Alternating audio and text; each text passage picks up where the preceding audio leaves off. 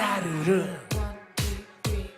네가 먼저 만나대놓고 내 탓을 하지마 네가 나쁜 여자 내 탓을 하지마 이런 놈 저런 놈 다 만나놓고 내 탓을 하지마 오빠야 오빠 오빠야 니 오빠야 오빠야 오빠 오빠야 니 오빠야 이런 놈 저런 놈 만나봤겠지 즐거웠겠지 너를 사랑해 따르르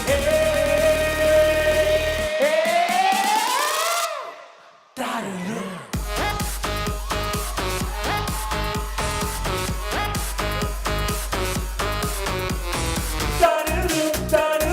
내가 네 오빠야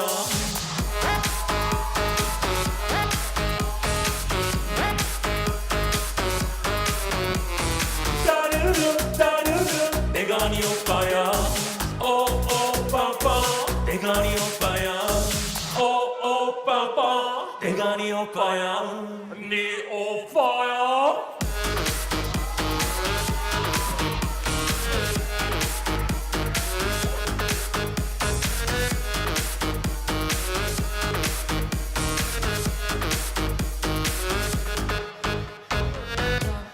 네가 먼저 다치겠지 내 탓하지마 네가 먼저 꿈을 꿨지 내 탓하지마 네 여자처럼 다 만나놓고 내 탓하지마 누나야 누나야 네 누나야 누나야 네 누나야 이 여자 저 여자 만나봤겠지만 후회하겠지만 너를 사랑해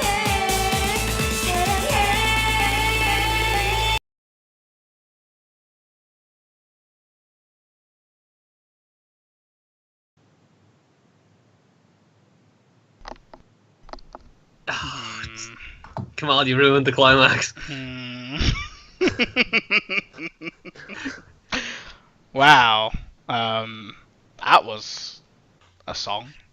That was banging. I Boss was song. enjoying the fudge out of that. See? Well, Okay. I'm glad you all enjoyed it. Chicken Welcome to Spawn Point Podcast number 72. Joining me today is Andy Hi. and Lucas from Wales. dance. I'm from Not The Lucas from Wales. England. I'm not from that the Wales. And I, Kamal, again. Were you From from? the blank white room, that's normal. Yeah, from my super empty. One day we'll have something in it in the background room. Is that like an office? Do you have like an office for your computer and This stuff? is my office, yes, Ah, sweet. but it's super empty, and not much work is done in here, like Andy says. Office. I didn't say that. I just applied that. Different thing. Different Hey, thing. Nghia and Josh and anybody else who's watching, welcome. Today we have I think a pretty decent show for you. We're going to be talking about the Xbox One. Microsoft made some more announcements.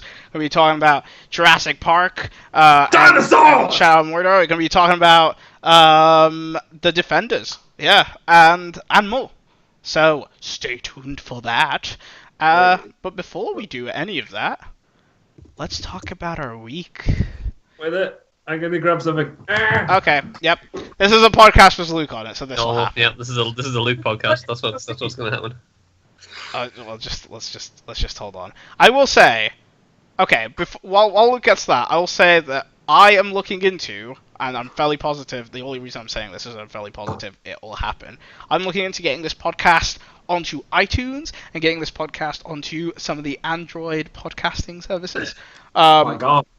Basically, this is all at request, at the beck and call of Fire, basically. He was like, Kamal, can you get this on iTunes so I can listen to it? And I was like, sure. So But now no, I have to do it. Not about you, Fire. Do things for you, and then and- you like this. That will mean, though, that we're going to have to make a few extra, not changes, but, like, because we have already got the trailers all happening at the end, so that's perfect, because the podcast listeners can just skip it. But we are also going to have to try and be a bit more self-conscious about talking visually. Like, not necessarily don't do it. We're a Twitch podcast, of course do it, but try to not keep it too too often or describe what you're looking at. You know what I mean? Have you ever watched Rooster Teeth? Like they talk. Sometimes they're really bad at it. Sometimes they're good at it. Yeah. Andy's making a visual gag. I'm making a visual joke. See, Funny. this is basically how we have to preface it. For our audio listeners, I was doing a thumbs up that entire time because it's a funny visual gag, because Kamal told us not to do that. Yeah. So that was just a little bit of podcast news. But yeah, Luke, do you want to tell us about your week? Well, today was going very badly, but then I decided to turn it into a good thing. So basically, I had some news recently that my grandfather's knee has gotten worse. And, obviously upsetting, sort of just like what can you do, old age and all that jazz. Yeah. But I decided, no, not enough, not good enough. So what I've done is I've bought my grandfather a walking stick that I will be giving to him either Thursday or Friday. And it's quite a nifty walking stick. Sweet. And that's why I went to go grab. So it's got like the whole like kind of adjustable length. Yeah. Because I didn't know his length. And then it's also my favourite part. It's got the collapsibleness. Nice. So, but I'm going to need to just get ready an for elastic Luke to band just for him. break it like right now. Yeah, I was totally ready for Luke to just snap it in half. Yeah. There you go, to collapse. Very collapse. But I need an elastic band to give to him, so like a strong one that'll last, so it can stay together once it's collapsed. Right. But I told my sob story to the gentleman at the store, and he took £10 off on it because he was like £10 off. It was £30 altogether, so it came down to 20. Nice. He was like, you are doing a nice thing, so I will do a nice thing for you. And my day got better, so that's good. That's a good thing. Yes. Did you not like it, Josh? Josh is saying that he's gotten back to listening to Radiolab, a podcast that is a million times better than us. I haven't listened to a Radiolab podcast for ages. I listen to Radiolab pretty religiously. You listen to a podcast every day on the way to work, Mo. But that's good, Luke. Yes. Yeah.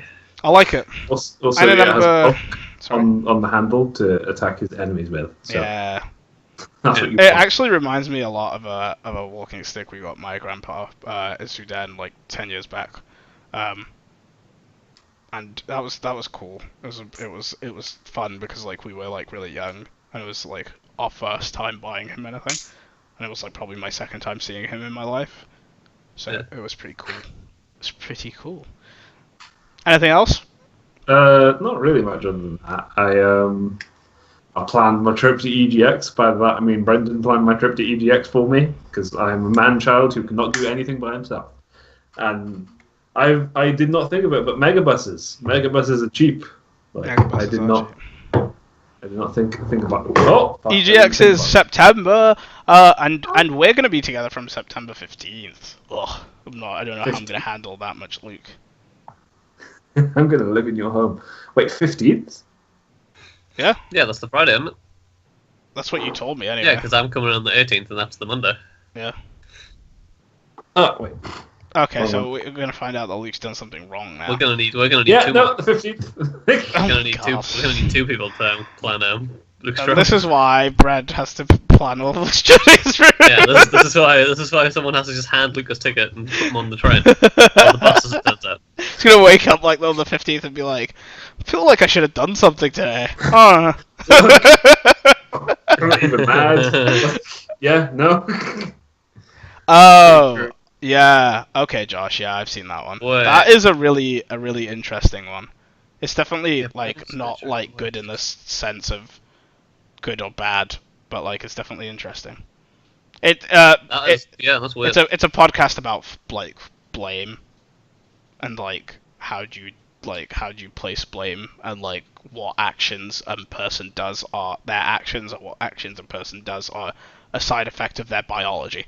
But it's a completely its own thing, and we don't really have time to get into that. That's like we could do a podcast just talking about that podcast. It's that much. Jesus. Right. Anything else? No, nothing really. Andy, That's my Hello. life. Hi. hi. What's How up? you doing? Pretty solid. How you doing? I'm pretty good. We whisper. But yeah, my week. Hi, Yeah. Elizabeth. Hey Ben. I've been doing more work and stuff. I obtained my first contract at work, Mm-hmm. so which is pretty cool. So my designs got accepted by some graphic designer dude, and he's gonna make some stuff, and then it's Sweet. gonna be a thing. Nice. So You're gonna be when- like, I did that. yeah, so that's mine. I drew that. Yeah. Drew that thing. Andy, Well, official How concept would you artist. like that? I'm an official doer of things. No. But yeah, that is basically the thing I did this week. Mm. That's Fair. Oh, I bought a new suitcase coming to EGX Ooh. today. But I'm not gonna show you. EGX. I'm not, 'cause it's all the way over there. The EGX hype is real. Sorry about that. George So came hype. to the door. I'm so hype. Good job. Yeah. Oh, I also got this today. Wait, I should have left it here. I don't know why I'm showing it again, because I just showed you guys before, but I got this. Fun employed. This is a show and tell podcast. It's a card game. Yeah, Andy Oh, got a card game. then I'll absolutely draw you like a French girl. I'm down. Can you describe the box, Kamal? It's a white box and it says fun employed on it. It's a green box, actually. It's a white box. It's a green box. It's a white box. It's a green box. It's It's not a Oh, white just box white. that has green on it. No, it's a green box that has white on it. Nope. Oh my god. Incorrect. This is the best part of the audio description. The best part. We're gonna be the best audio podcast that ever did Yes. audio. So my week. Last week was like last week since last Tuesday. It was a lot of nutting. When by weekend time the Defenders was out, I binged that. I know we're gonna talk about that in more detail later. I finished it because I thought it was longer than it was, and then it wasn't. So Only Yeah, 8 Kamal, episodes. Kamal told me it was 15 episodes long. yeah, I thought it was 15 episodes long, so I kept on watching, like thinking, oh, I have more episodes later. I was wrong, it's only 8 episodes, but we'll talk about that later again. And then on Sunday, I went down to London because the company, my company wanted me to go down and see the London campus, and meet some of the like heads of tech, and I got to talk to the CEO a bit, which was cool. And that was a pretty fun experience. London is obviously where all of the money in England is, and Sky London is Wow, where that's why- all of the that's why money it's in the cost so Sky much. is.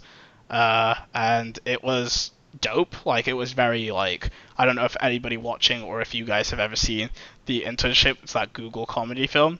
Yes, I have that. I like Yeah. that movie. It was crazy like that, like the campus. Like, it was massive buildings everywhere, like gourmet restaurants, chefs on site, like barbers on campus, expensive cars everywhere, just like the most You know what amazing that tech. sounds, you know what that sounds like, Kamal? Hmm? It sounds like the sky's the limit. Oh god, please. I still like joke from Josh. He's- I was about to say, I was about to kick off. yeah, no. Everyone in it's still like, you know, it's still a place full of like people in tech. They're not really suits people. They'll be rich and they'll spend it on everything else. So like, you'll see a guy driving out his Ferrari, but he's still wearing like shorts and a t-shirt, like a graphics tee. Still wearing a t-shirt with a geometric print on it. Hmm. Yes, a lot of those. But it was really cool. It was a really cool experience. And then I came back really late on the Monday, and then I had work again today, so I was very tired. But I'm feeling good now, so that's good, because I need the energy to get through this show, because this show's so tiring. Are you saying that we tire you out, Kamal? I'm saying that someone here tires me out. How? Of course, dare Luke would you- jump onto it. I was It wouldn't be Andy, would it? how do you know? Yeah. Look at him. Look, Andy tires Look me at out him. I'm waving sometimes to the camera. in the He's bedroom. friendly. He's approachable. He's not explosive. I just spat on myself. That's how explosive I am, sir. Great. Feeling good cover now, Kamal? Let's hear it. What? Feeling good cover. Oh, like the song. No. Let's not do that. Luke, the first one to say anything. He's feeling guilty. He's the reason. Yeah, get it. Yeah. Get it. But yeah, that was my. Oh yeah, I did say I tell you guys a story about my train ride home. Yeah, that's the thing you wouldn't tell me before. So at least tell me now. Yeah, I had a really weird train ride home. Like so firstly the tracks were like a mess. Like there was work on the tracks, so like my train got massively delayed, which is one of the reasons I got home so late. But then after I got off my first train, so I got a train to Leeds and from Leeds, by like work paid for that. But then I still had to get from Leeds to Dewsbury. So I got on a train from Leeds to Dewsbury, usually a 10-minute train. It was a 40-minute train ride instead. 10 minutes. No. Because apparently there was a suicidal woman on that track, somewhere on that track, and nobody knew where she was, so the train had to like crawl with its lights like on at full blast, checking that there was nobody on the track to make sure that they didn't hit her. So that was a weird experience. But like, you know, fair enough, I guess. Like you can't kill a person just because people need to be somewhere, but at the same time, Also, you can't kill yourself when people want to be somewhere. but yeah, and then on top of that, at the back of the train, there were just like these two like weirdos having sex. So that was an experience. Kamal Did you refused to take did you get fixed though, Kamal? No. My phone was about to die though, and I thought the train was going to take a lot longer because it was going so slow, and the charger was like right in front of them. And I was like, I was terrified, but I was like, do I charge or do I let my phone die? Which of these options? What you do, Kamal, is you look them in the eye, and then you go over and plug your charger in while still looking at them. And then start charging your phone, and don't side-eye What do you them, think they steer care? them. Do you think they cared? Do you really think they cared? I think at this point they're down to be watched. They're into that. I mean, people were watching them. Like, they weren't, like, hiding. Like... it's a train! Have you been on a train? There's no hiding on a train! Like, it was just like, yeah, they didn't care. But yeah, I don't know. You watching them would have made them more turned It's on. just really weird because like they were doing it like when we started going. And like when this train started setting off. Well, actually, they were sitting right next to these two people when the train started setting off, and then they get up and they run into that corner. They just start like doing it. And then like the conductor stops the train and announces that there's this suicidal woman on the track, and then these guys just keep going at it. It's just like it's like, come on, man, stop, please. This is keep it in your pants. Did they have keep it clothes on, or were they fully nude? I heard noises and I saw them once. When I saw them was at the beginning. We need details. Come on. There were clothes Did you on or did you not see the penis? I didn't. Can you confirm a penis was involved? No, but it would have been. Can you spot that penis? The noise results. I guess yeah. You don't technically need a penis to achieve that. To achieve what he was achieving. So technically, he might not have had a penis. Yeah, but someone was getting pleasured. Potential prosthetic penis involved, maybe. He was hiding the. I was talking about fingers, Luke. I was talking about fingers, not a prosthetic penis. Come on, Luke. He's your middle. No. Definitely prosthetic penis. Anyway, yeah. I think Luke was talking about this a bit before we started the show, and he was asking if this was like if suicides on train tracks were like a common thing. Mm-hmm. Yes. Damn. People commit suicide by train in Britain a lot. Okay. It's I don't know the stats on it, but it's common enough that I've encountered it enough in my like time going on trains that it feels like a chore. See, like, which is thank God, not again. Which is terrible, like that it's that common, you know? Like it should be like this anomaly that you're like, whoa, that's a weird experience. The weirdness of this one was that they knew that this woman was on the track somewhere and they were hunting her down. Usually it's just a case of, oh, we've hit a woman on the track, so the track's being cleaned up now, so we can't use that track anymore. Because like surprisingly, also usually the case is it's women. Which I don't know why they always specify, but they do always specify the gender. Anyway, I was just interested because like because I think I've heard you say this once or twice before, Mhm. and then like I've heard like some of my mates who are getting jobs in England now. I hear about it all the time, and I was wondering like why there was like a difference between like the two sort of countries, and then Which countries? What? because like I never really hear about this in Wales. Some Wales BS. is the country, look. We're gonna fight. We're gonna fight about this every time. No, do this nonsense. listen, Wales I have a is genuine- just I have a- the same. It's the same. I have a genuine thing on this one though. Mhm. Like I think it could be like because there's a lot more like stretches of just country. If you get what I mean, so it's like less likely to have happened because like there's not a lot of towns next to the railroad track. Well, And no one's suicides are gonna go more. out of it. If Go what on you're that trying to level, say you is like say it, suicides are more common in like cities, yes. They are. Yeah, like highly like. Yeah, I mean that's just because like there's less people, so Yeah. Yeah, no, Also, that's what like I'm I saying. think city culture is not necessarily indicative of human health. Like, I think towns, like people that live in towns, tend to live more like sedate. yeah, and chill, like relax. Like people in They are less, cities like, definitely burdens. push themselves a Well- bit hard in the wrong directions. I think. I can see that. Because it like I know a few of my other mates who've been going over. Like I said, this a lot, and I know you've been saying it. I was like, what is the potential reason there? Could just be that they never talk about the ones that happen over here, but still, like. Well, it's one of those things that they don't talk about it. Like at least I'm sure they talk about it somewhere, but they don't talk about it in in England. Like I only know it from first-hand experience. So unless you go on the train tons, like you're not really gonna hear about it. You know. Like I don't think like on the news they're like, oh, train suicides this year, double what they were last year. I mean, I feel like if they were double, they might actually talk about that in news. But yeah, England. What we really need to hear on the news is Gladys and her new scarf and how she's knitted it with like 1,000 sort of threads or whatever. Sounds like the local news. I'm sure the BBC did that at one point, didn't they? Like at the end, just did like fluff pieces. Do they still do that? I can't find Local find news, numbers. Local news is all fluff. I'm trying to find numbers, and I can't find numbers. The best thing I could find was from like the government's website was saying that suicide rates in Wales and Scotland are going up. Sorry, in Wales and Northern Ireland are going up, but in Scotland and England they're going down. But like, Right.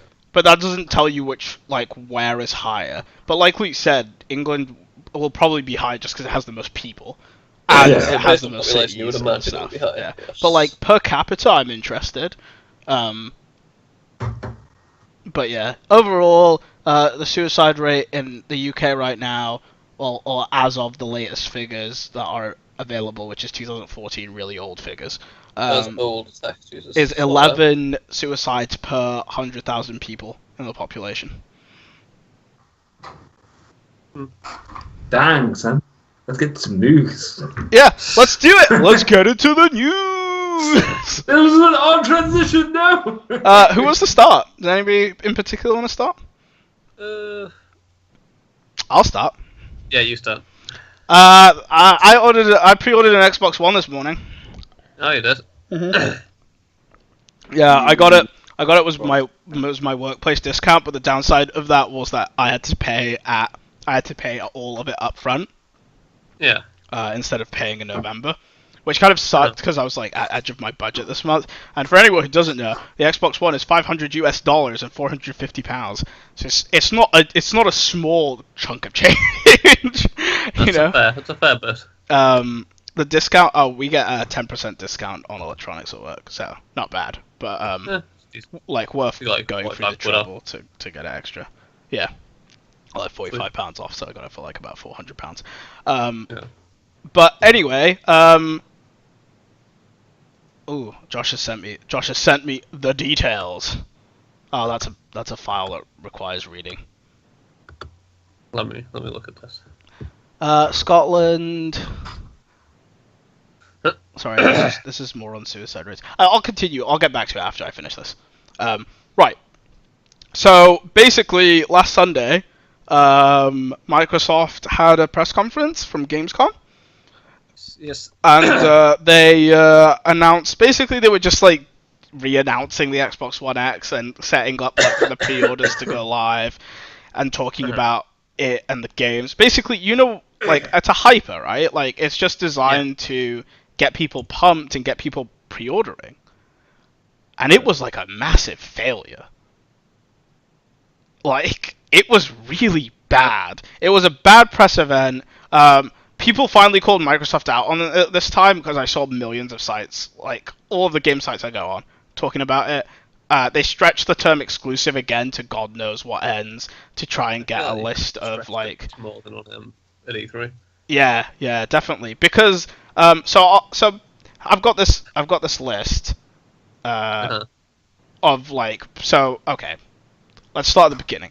The Xbox One X is an Xbox One with all of its features turned up to about 6 times what the current Xbox is. So like about 6 times more graphics power, about 6 times faster RAM, etc. Right? But what that results in for the gamer who's buying it is the ability to take a game that runs on the Xbox One at 30 FPS and play it at 60 FPS, or take a game that runs on the Xbox One at 1080p and play it at 4K, or take a game that runs on the Xbox One and just turn up the graphics settings as if you were... like I was talking to Cam about this morning because Cam also has a pre-order. And it's basically the best way I can put what this console is and what the PS4 Pro is. It's like buying a better graphics card than your friends have.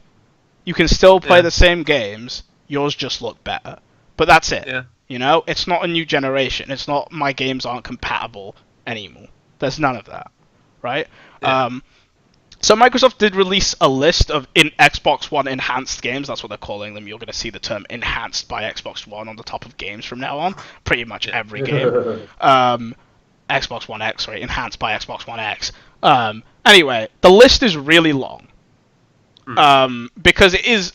Microsoft designed this console so that a developer could literally almost flick a switch type easiness to just make it better. There wasn't a lot of optimization required, I right? saw Zoo Tycoon in that list. Like, I mean, there's a lot in here, but it's pretty much anything that is relevant that's currently out, or anything that is big that is coming out, will support the Xbox One X in a way of... Shut up, Josh. Read out that list, Kamal. The list. That's the thing. The list isn't important. That's not the point. Most games will support it in the sense that either they'll get 4K support, or they'll get like more FPS, or they'll get both, or they'll get HDR. They'll get something that makes it a slightly better experience on the Xbox One. Yeah, there will be a vamp up in some manner. Yeah. Okay.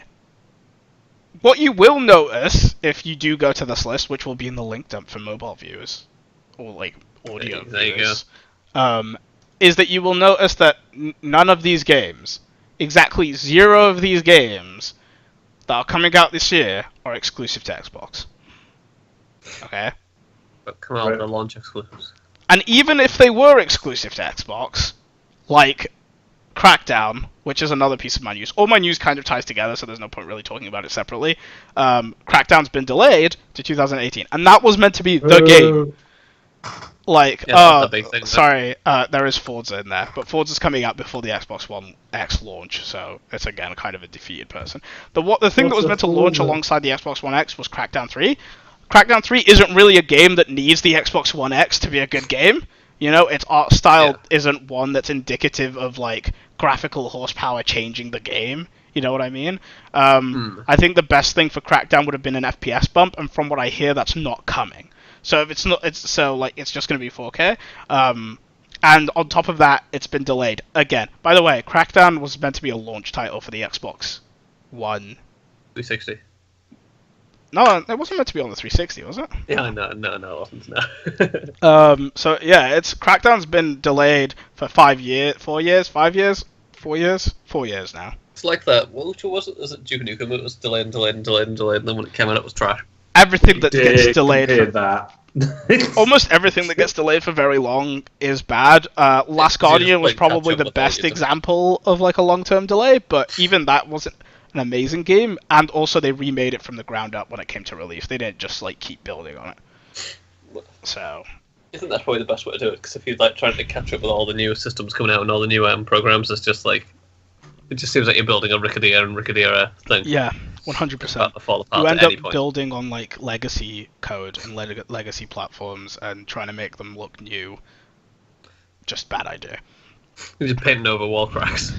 It's like Microsoft. I think Eurogamer put it really well. They were like this was Microsoft's like position, like, and its point to like kind of stand and deliver and like show a gamer why they should buy an Xbox One, and it fell really flat. And Yeah. I mean, unless you're like weird like me, I would never recommend an Xbox One to you. I mean, I would never recommend an Xbox to someone buying a console. Let's be real. Like, I don't have anything wrong like against Xbox. It's just a worse value proposition right now. It just doesn't have that unique selling point unless you're already invested in it. Yeah. Like, unless all your friends have got it or Exactly, got a lot of games yeah. on the system, like there's no reason for you to buy into it straight away. Yeah. It's the equivalent of being like, this is how the conversation would go. Like, I'm getting an Xbox, and you go, no, buy a PC. Because there's Yeah. no like. I mean, and then you'll be like, the argument for consoles has always been, well, I'm a couch gamer, right? Yeah. And then you go, okay, buy a PS4. Like, at least you have some exclusives. Yeah, at least you got some single player there. I'm trying to think of the last good single player Xbox exclusive game. Kamal is hating on Xbox. Hating on Xbox, and you just spent £450 on it this morning. Kamal is an Xbox hater. Well, Kamal's a self-hater, is what it comes down to. I'd make the argument that if Xbox actually had exclusives, then it's kind of worth it. I mean, yeah, 100%. It's a better console than the PS4 Pro. That's why I bought it. Like, but consoles don't matter if you don't have games, right? Like, and like when you come to sit down and decide between an Xbox and a PS4, like the swayer is always the exclusives. Yeah, I am also just like really techie and I wanted them all, I'm not gonna lie. The other thing is the 4K market I don't think is huge yet, so I don't know how much that's gonna help Xbox One X and PS4 Pro sales. Which is why the Switch is useless to me. The Switch is great, and you can eat my nuts. The Switch is a brilliant console. Click my balls. Switch has got Xbox One X, and it's cheaper as well. So why don't you just go buy a Switch? Could be much more expensive, Jesus. What was the last good exclusive Xbox story game? I've got nothing. I can't even remember what the last. What was the last good exclusive Xbox game? Because it wasn't Halo 5. Gears of War Halo 2, 3. Halo 2. Reach. Oh yeah, okay. To be fair, Gears of War 4 was a thing. I didn't like Gears of War 4.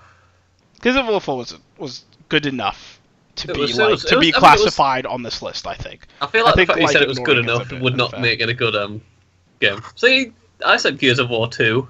No, that's Just way too guess it. far back. Oh no, yeah, Nia's right. Like we're not super representative of like the racing gamers and stuff. But Forza Horizon Yeah. is actually like a really, really well reviewed game. Yeah, my brother told me I should buy Forza Horizon 3 because he's got it. He said he really enjoys it. Yeah, I loved it, but I didn't want to spend the money on it.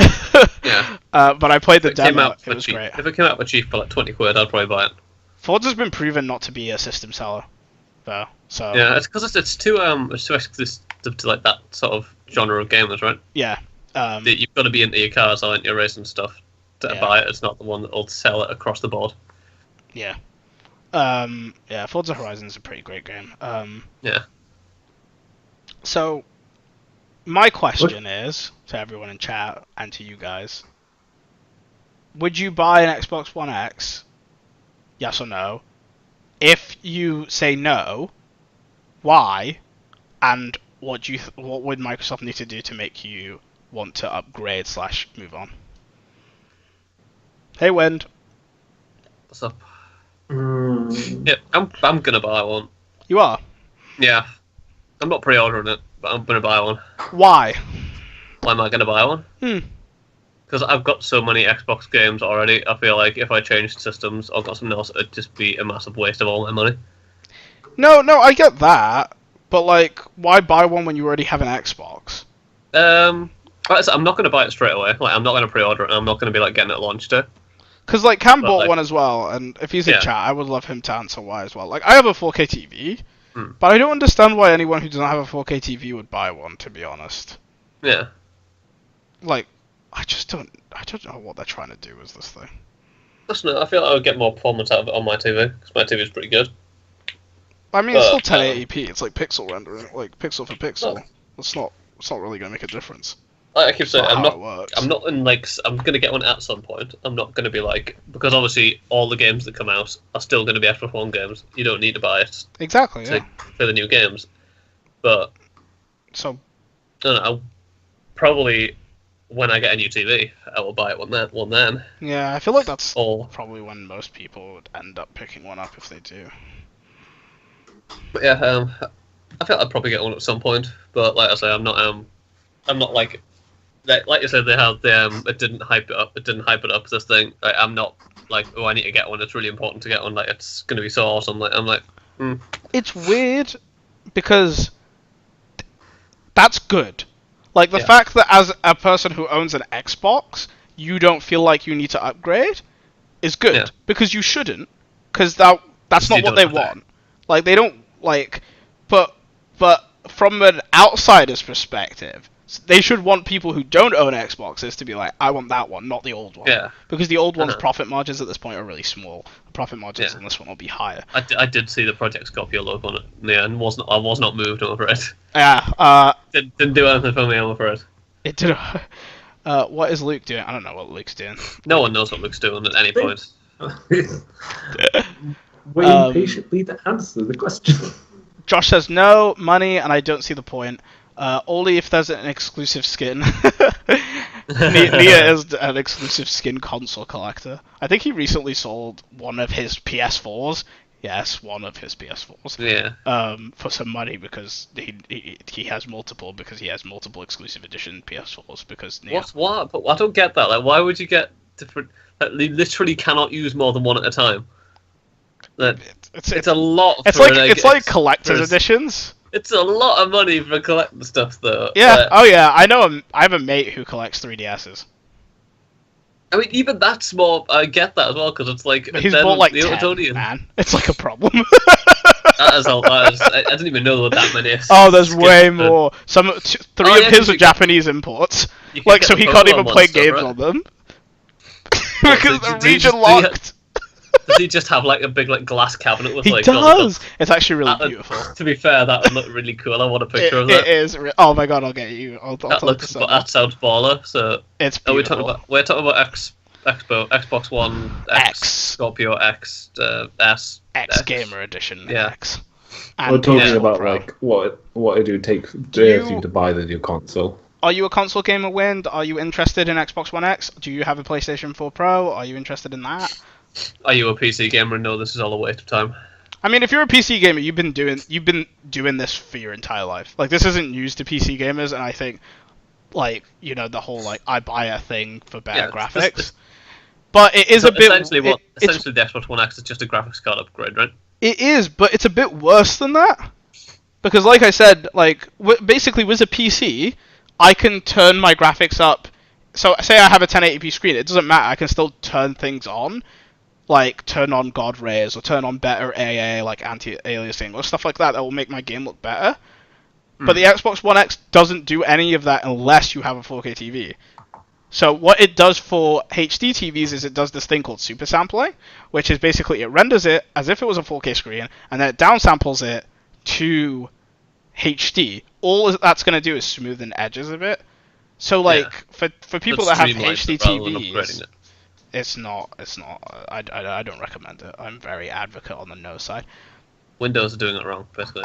Microsoft, they're doing It's it bad. confirmed that the Project Scorpio words on the Day 1 edition make the Xbox One 20 times faster than its base. It's true. It's true. I have a PlayStation 4, not a Pro, and I'm not a PC gamer, and I don't have an Xbox One. I've got an Xbox 360. Nice. Okay, sweet. Wait, do you have an Xbox 360 that's survived for longer than 3 years? Because if you have, you are like one of a kind. Luke Excuse has me, one. sir? Yeah. No, Luke, he's one of a kind.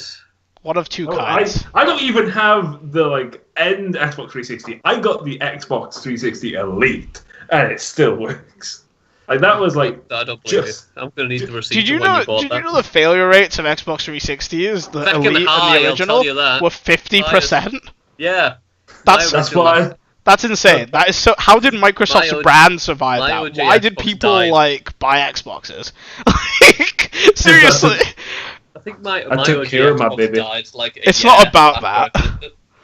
And then the one after, I bought another one after that, and that died about a year and a half later. And my Yeah. brother has my third one, and that broke last year, I think. I've got one over there. It's about to doorstop now. well, I have 3 Xbox 360s. 2 of them are broke. I also had 3 Xbox 360s. 2 of them broke.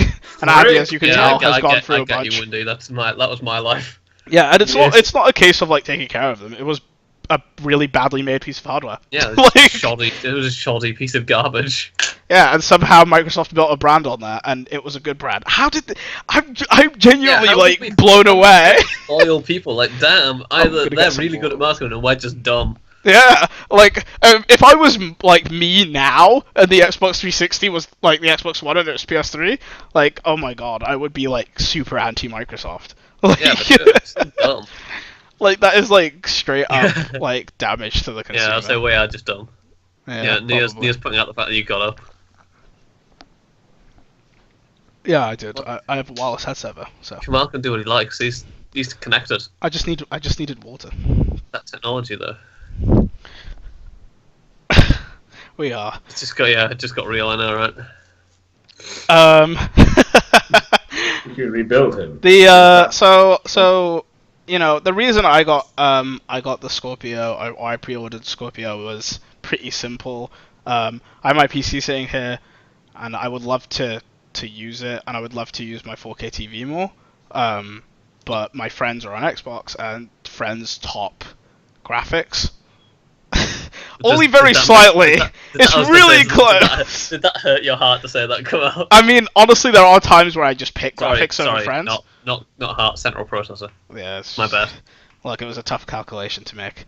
Yeah. So the way I see it for me is I just get to play games and use my TV better, but also play with my mates. So it's kind of a win-win. Yeah. For me. But I do not know anyone else in that situation. I was really interested in asking Cam. I was hoping he was going to be in chat today, because I didn't ask him off chat. Like, I could have asked him when we were talking about it, but I wanted to find out like during podcasts. I was being a bit cheeky. Just wait for that meat boy to turn up and then ask him later. But yeah, if he does turn up, he'll pop in at some point. knowing Cam, he's probably planning on just buying a new TV as well. Yeah, same as me, I think. But we'll see. Either way, I think it's like at least it's confirmed that Microsoft has officially lost this generation. This Xbox One X launch is going to be terrible. Xbox One is selling pretty crap. Exclusives are non-existent or being delayed till the end of time. I don't know what they're doing right, to be honest. Like, Sea of Thieves technical alpha. Right. you know what? I'll give them that their like customer facing guys aren't the worst people in the world. Like, they do that a bit better. They do that a lot better than Sony. It just doesn't really matter because they don't have anything to offer. But like, at least they're like up for cross-plat. At least they're like chill. Yeah. See you later, Josh. But that is definitely because they're losing. Companies tend to be nicer when they're in a position of weakness. Bye, Josh. The frail and just like, Yeah. oh, don't mind us. That's when They're Sony was building their power. at its nicest, you know? It was like, Freaking- oh, you gotta play online for free, not like Xbox. Xbox pays. but then they were like, the PS4 sold like freaking hotcakes, and they were like, I guess you have to play for online as well now. Wah, wah, wah, wah, wah. Sony's just damn cheeky at like conferences. Oh, I love it. I do. I love the drama. I can't do this cutesy panda around me emote that's part of the house. They're too real. I like Nghhia's little later Josh emote. What's that? Oh, is that Too from weeb. that? Oh, I know that chick. It's too weep for me. I've seen What that is it? chick. Sleepy 16. Don't I've know only who that caught is. one of her streams, but she seems really nice. Do not know this person. Right. So I think that was pretty much all unless you guys had anything to add about either Crackdown being delayed or Scorpio in general. I don't really have a lot to say except for I was really disappointed in it all, to be honest. No, I think we pretty much summed it up. I buy it at some point, but obviously it's not a huge investment you need to make unless you get, like we say, like anything that can actually run the upgrades it can make. Yeah. Yeah, I think it's at the point where like new generation consoles like just don't happen anymore. It's just going to be like this now. It's just going to be like continual upgrades. They've in separate interviews, the head of Xbox has said that he wants it to be like PC hardware, continual upgrades. Yeah. But the head of Sony says he thinks generations are really important, and he thinks they allow us to see like massive changes in the gaming landscape instead of incremental changes. So Sony is team generations still. I personally think generations are more consumer friendly than iterative, because like a console's always going to cost basically 400 quid. Yeah. No matter if it's a giant step forward or if it's a small step forward like the Xbox One X. You know? So I'd rather that customers buy one thing and feel like they're getting the same experience as everyone else, and then buy another thing in 7 years, but we'll see. I mean, that mate, yeah. I guess. I don't know. Lewis says, yes! I'm the backwards man. I can run backwards faster than you can. I will take you up on that challenge. SMS McCarthy 705. We will meet at dawn at the start of Pistols. Can We you will type run backwards? I mean, Yeah, if he's a can you type backwards man, backwards, I though? feel like he should be able to type backwards. I feel like his name should also be the backwards man. Oh Am I yeah, not He's wrong? got to be, you can he's got to change stay incognito. usernames on Twitch now, so you should get on that, dude.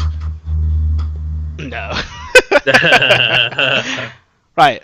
Yeah. So okay, my next piece of news is super exciting. Tekken has been announced for Android. I don't understand how this works. I'm gonna play the gameplay trailer here, but I'm not even gonna switch modes because it's not worth it. Tekken Go. I'm Can't not. wait to see that. I'm not even muting for this. I'm just like playing it. So yeah, there's been a weird push by Squeenix and Namco Bandai to have ports of their games brought to mobile platforms. Now, to be honest, mobile phones are graphically and performance-wise capable enough to deliver an experience of Tekken that is enjoyable. Sure, it's not going to look like, I mean, you can tell from this video, it's not going to look like an Xbox One, but it doesn't look bad, and like if they got the frame rate to hit 60 and stuff like that, it would be fun. The problem with mobile phones is the controls. Like, it's still got on-screen controls. Like, that's never, like, I don't know how many of you guys have tried to play, like, air quotes, serious games on a phone. Like, it was a bigger thing back when, like, I think the iPod Touch was huge and stuff like that. How serious a game is Magic Carp Go? Not serious. I played the shit out of some Temple Run. I guess the better example is games that try to mimic console experiences. So, like, remember that fake Call of Duty game, Modern Combat or something like that? Modern Combat Evolved, something stupid, something really generic. Yes. Or games like this, basically games that are trying to take a console experience and move to the mobile market. I think the problem is always input. At least in my experience, it's always been an input problem. Like, it's just not satisfying. It's not tactical. It's in the way of the visuals. Nghia says he's played Mortal Kombat X, the mobile version, and it was just tapping instead of motions. Combos were simplified.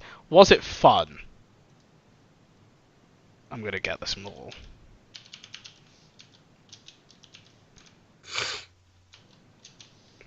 Or did, like, that simplification to get it to feel like it works on mobile not good? I'm trying to find a video of this and I can't. It was meh. I had my fill of it. Did you spend any money? Was it free? How many microtransactions did you make? Did you give all the money? Did you give an obscene amount of money towards it? I will say something about mobile. Did you buy some orbs from a chest? I feel for mobile developers. Like, nobody's willing to buy a mobile game for even like £1.50. You know? And it's like, Yeah. you'll go to Starbucks and you'll get yourself that stupid, like, grande latte for like £4, but you won't like give a game developer £1 on a phone. I can't drink a game, Kamal. How dare you assume my white girlness? I just think it's really, Monica. it's really like they're in a tough environment, you know, where they have to make their games really like microtransaction-y, or they won't make any money because nobody values their products. Just sad. Yeah. Oh my god, it's got a policeman panda. How dare think I? Nah, no money spent. It was a free game. The Dragon Ball game, though. Oh, we all know, Nghia. Oh, we all know. Yeah, we know all about this Dragon Ball game, yeah. We all know We've all about heard these stories. Your horror stories. But yeah, so Tekken is officially coming to Android. So that was it. I just thought it was a bit weird. From my understanding, it is gonna. I just did a little look up. It is gonna follow a similar thing to what Nghia said about Mortal Kombat. It's not gonna be full moves, just tapping and basic like combo systems, so that you can get ahead. It's also gonna feature that gotcha game feature of collecting Tekken cards to level up the characters in the game, so that they punch their combos harder. So that they can have some microtransactions in there, because again, nobody would ever pay money for their game because it's a mobile game. That's not worth it. Yeah, no one should buy mobile games. Waste of time. Always be a waste of time. Why do people that ever develop mobile? Not worth it. Oh, screw you. One of my favorite games ever is on mobile. Monument Valley, go buy that game. Beautiful game. Beautiful game. Literally one of my favorite games. I think I've seen a playthrough of that. Bring it up. There's a 2 actually that just got released. They always release on iOS way first before Android because of piracy, unfortunately. Piracy is a big issue on Android. Which is sad, but I understand. It's the only mobile game I've ever bought. But it's because they gave the effort of a real game into it. So yeah. Looks cool. A mobile game needs to be free to allow people to download it, and it's good that people will spend money. No, I don't think they need to be that. I think that's the environment we've created. And I also think it results in gotcha games where people, yeah, you're right, people like it, so they spend money in it, but they also get a really unbalanced system where they end up spending more money than is required. And it's what people, I think, are scared about was like stuff like loot boxes in Shadow of Mordor and stuff. They're scared it's going to basically end up like a mobile game. Like that terrible environment where you feel like you have to pay money to really experience the game or to move ahead in a reasonable amount of time. But it's an opinion, you know. There's Definitely an opinion. there's no right or wrong there. Nobody's seen both sides of this coin. It's the only way for mobile devs to make a decent income. Oh yeah, I mean I agree in this current environment, yeah. But I mean like, why is it like that? Why are we down to pay $60 for a game here and not pay like a couple dollars for a? It's on a big screen. Right. No one's gonna spend. I would spend money on them if they made quality experiences.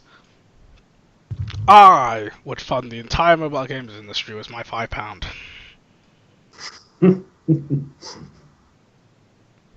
I re-downloaded Temple Run the other day because I needed something to do while we were talking on Discord while I was at my nan's house. Mm-hmm. It's pretty fun. Yeah. Temple Run that was such a big thing for a while. It was like big everywhere. Are you okay, Luke? I'm good. Okay. Yeah. Well, that was it. That's my news. Excuse me. All Bless I you. heard was Andy and Kamal. Poor Luke. Yeah. Yep. Who's going next in the newsies? I'll Don't go next, shall I? What am I doing? Let me check my news. Right, so... Well, I'll do some of my news and then one of them's a trailer. Okay, so... This one's not specifically my news, this is for all of us to talk about. But, as we mentioned before, the Defenders came out on Friday, I believe. Yes, was that correct? I think it was Friday. And you guys have both finished it, right? Yes. I've finished. I've not watched half of it, so I've just finished episode 4. Okay, well, we're gonna do spoiler free because it's still early days. Yeah, still only been out for like what 4 days, something like that. Oh, I guess this is something for us to discuss further off screen. But do we want to do in the future? If we want to do like a spoiler thing, tell me and I'll make it a spoiler overlay for it. But anyway, Yes. for now, Okay. we'll go spoiler free. For now, I went in not really Give me expecting that much spoiler because dick. Oh no. yeah. So I went in not expecting much because I don't know. I wasn't. I'm kind of sick of superhero stuff, as you probably may have remember if you've ever watched it. No, Andy does a deep sigh whenever we watch a superhero trailer. That's not a thing. It's all right so far. I liked Daredevil season 1 and Jessica Jones when they came out because I wasn't totally turned off superhero stuff at that point. Yeah.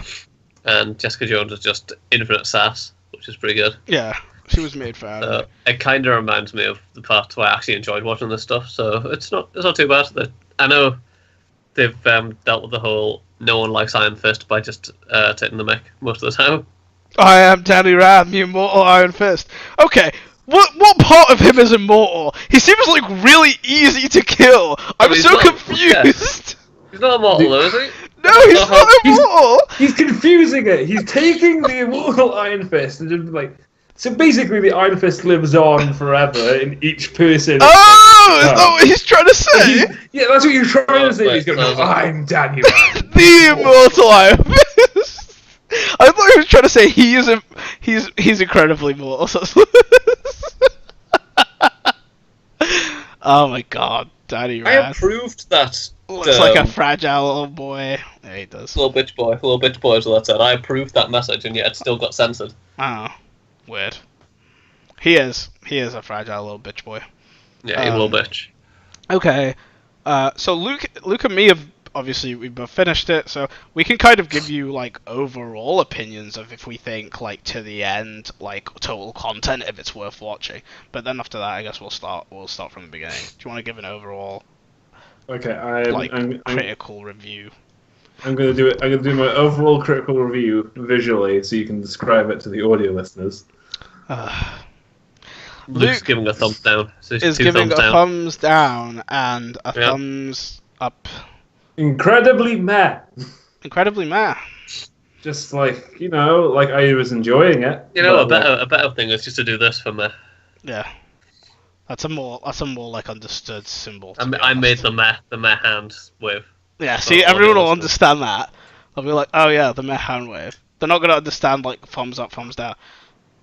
Oh, or have one thumb sideways. You're so right. Yeah. Yeah, it's like, What about this? Oh my god, I'm ashamed of myself now. Okay, carry on. But like, it's like I feel like it's one of those shows where it's like, it's good, but it's not pay attention good. Like you have it on, but like you're not going to be watching it the entire time. You're going to be more or less listening. There's nothing visually happening in scenes where you have to really pay attention. There was a decent amount of fighting in the show overall.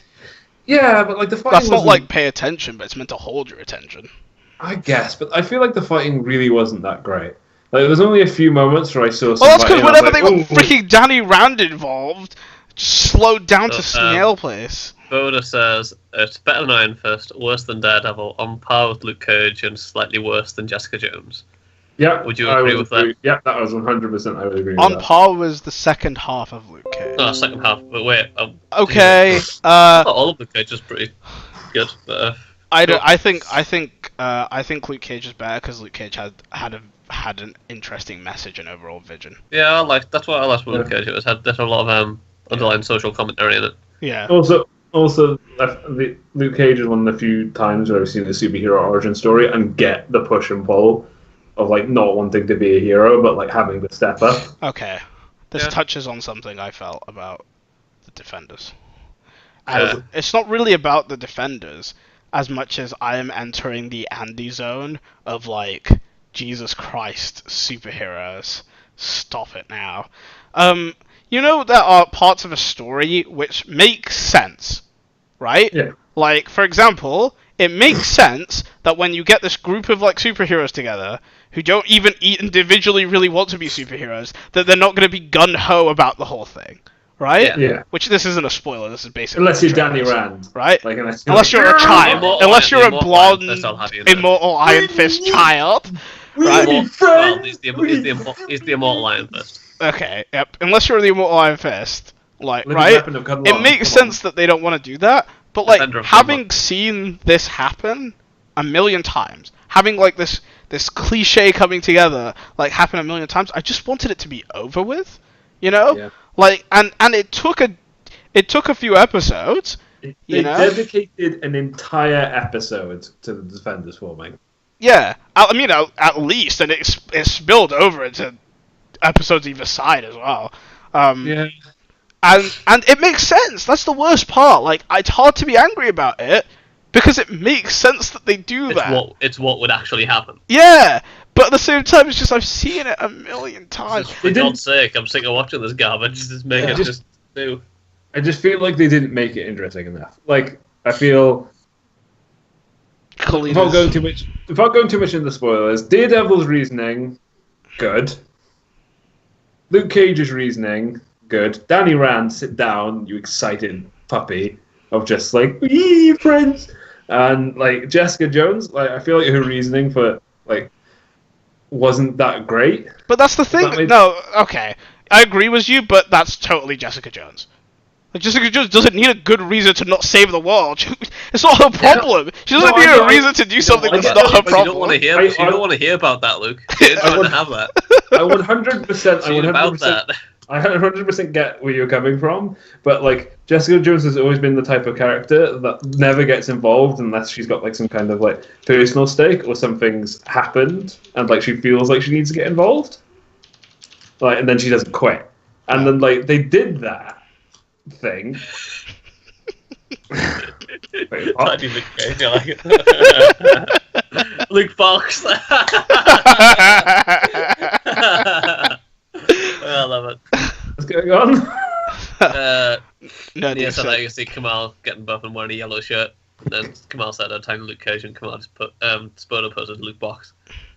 Carry on. Sorry, Yeah, I because a box is a small cage. was blinded by my rage. But, like it's just like I love it. like I feel like she had enough reason to want to get to the bottom of this thing. And Really? I get she's like a no-nonsense type. Yeah, because like I don't want to get Uh, into like her reasoning, uh, but I disagree. Yeah, I don't- from what I've got on so far, I would agree with Kamal. But I don't know, I haven't seen it all yet, so. Speaking of Jessica Jones, Yes. she like Got that this there. isn't really a spoiler because it's the same problem. If you've seen season 1 of Jessica Jones, it's a problem I had. Was it there? Wait, it's season 2 of Jessica Jones is now, is it? No. Okay. It's a weird way to say that. I agree with you. You if to make you've them out. seen Jessica Jones, I had the same that problem will be with a Jessica second. Jones, and it's been extended through into here. And I thought in Jessica Jones the point was to take away from it being a superhero story, like a little bit. But like her power What the hell is it, though? is like she's strong sometimes, and then sometimes she's not strong. Her power is indiscriminate strength. And the worst part about it is, Luke Cage's power is that he's bulletproof, but he's also stronger than Jessica Jones by like a mile. Yeah. So what is she? What's the point of having this sassy little girl like in the show?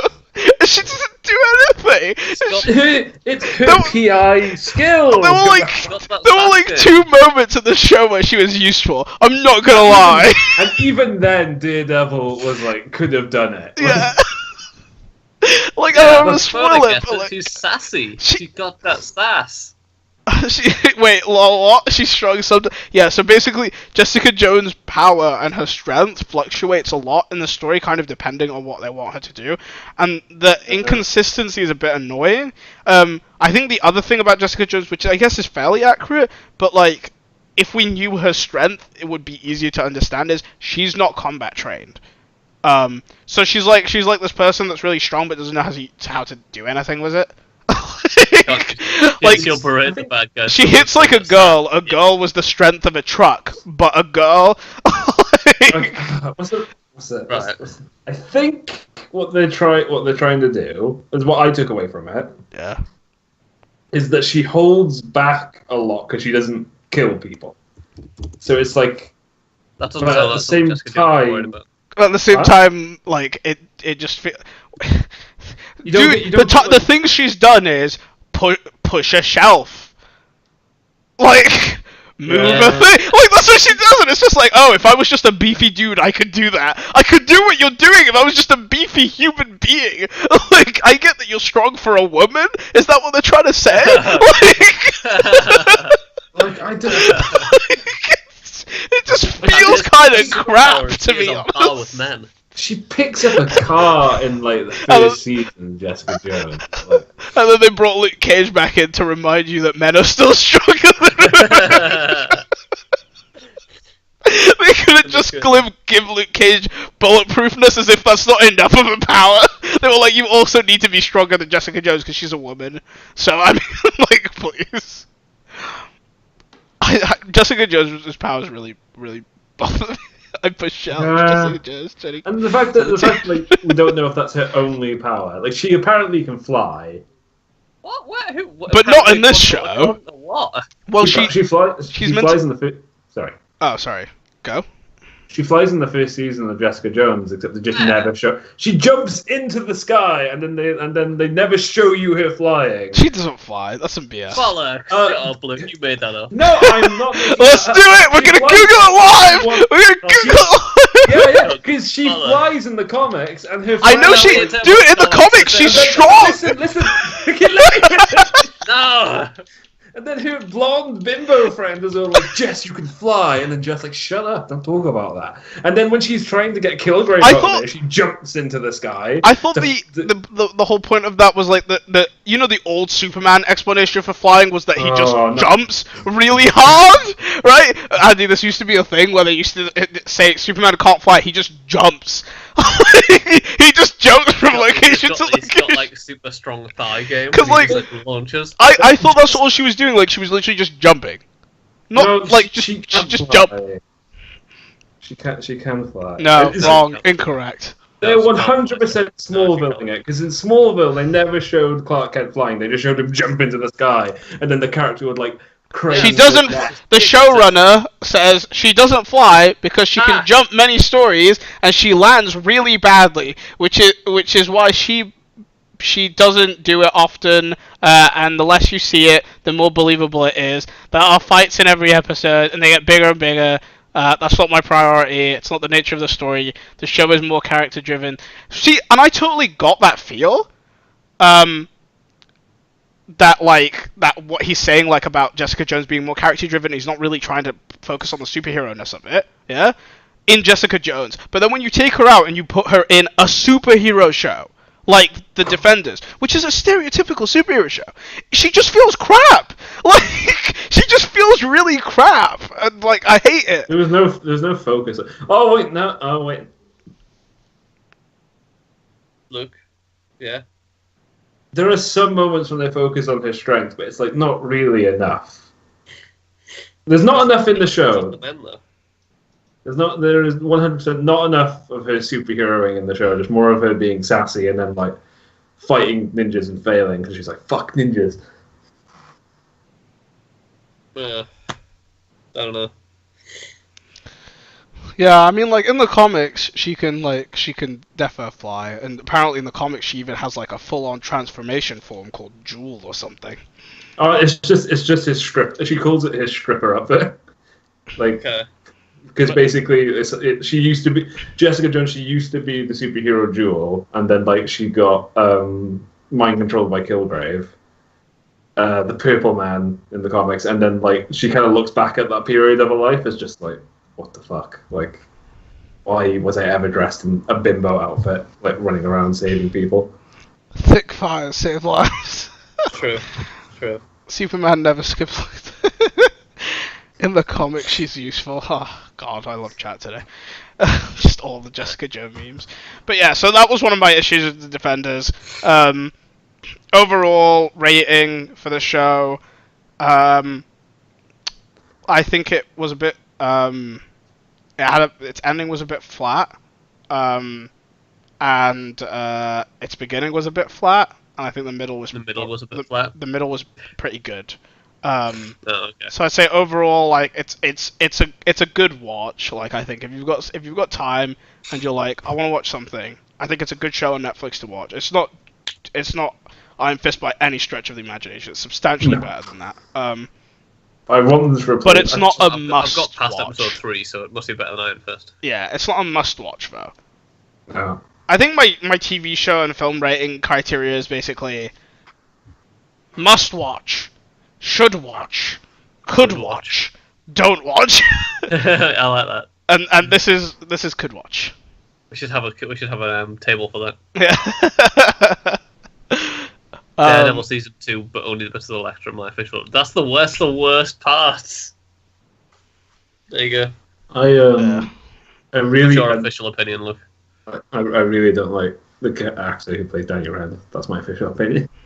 Oh my Okay, god! so I used- official review. Danny Rand. Luke used to be like, give benefit of the doubt for that guy, but I like, know, not anymore. Because like there is so episode 3. So Andy's seen it, and like, but there's a point where Luke and Danny are fighting together, and it's meant to be like this badass ending shot of after they beat up some guys and they're about to start another fight. And Luke Cage is there looking all awesome, like, yeah, I can take these bullets. And then all the Danny Rand's guy actor has to do is pull up his fist to show the glowingness in a dramatic fashion. And he does it in such a piss-poor way. I'm just like, you're literally moving your hand in front of your body, and you have to do that epically. And it's like, I don't know, like, it just looks terrible. It just, like... it stood out to me. Like, it stood out to me massively. Just the quick sort of like, and he just did it like it was like fisting the sky or something. yeah. You know another thing that knocks the Defenders down a bit. It doesn't change its rating for me. It still probably could watch. And this is not spoilery, but it's totally about like at the end of the show. But basically, if you watch a show, I think when you start the show and you end the show, you should feel like substantial change has happened in these characters' lives. I don't feel that about the Defenders, to be honest. I feel But it. we can't really talk about it without going into spoilers, so it's a bit hard. Okay. I guess this is kind of the worst part of the Defenders for me. This season 1 of the Defenders, and I hope this doesn't continue, the ending just felt like setting ups for the next few seasons of these new TV shows. Well, isn't that what basically all the series have been? Like, Yeah, I mean that's just Yeah, that's the superhero genre. Welcome Yeah, to but like that's like- basically comics as well, isn't it?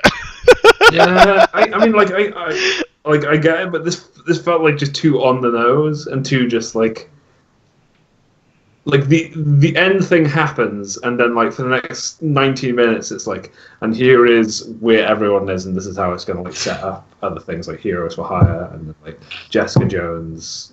Okay. It's just like Close. it's just like there's nothing, you know. Yeah. Nothing there. Yeah.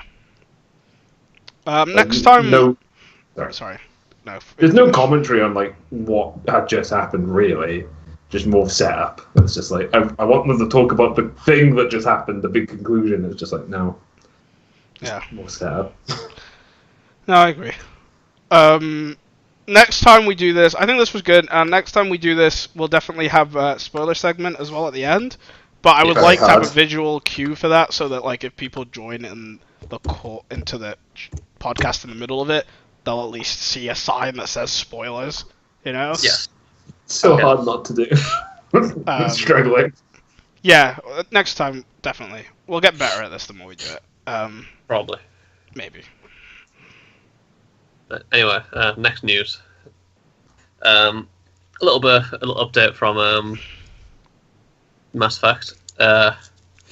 They made an announcement saying there are going to be no more single player updates for Mass Effect Andromeda, and they're going to focus on multiplayer. And I was at the point where I just don't care anymore.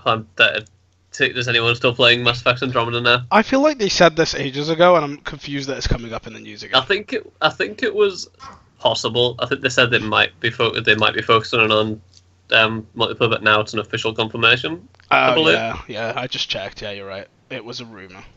Yeah. So yeah, they're obviously it's staying the way it is, and it's just going to be multiplayer now. But like I say, I think it's at the point where people who wanted to play it have played it by now, and they're not going to keep coming back to it. Also, it was a crap game. And it was a trash game. It was trash graphics, and they should feel bad for making such a trash game. Y'all should watch Donkey's Mass Effect video.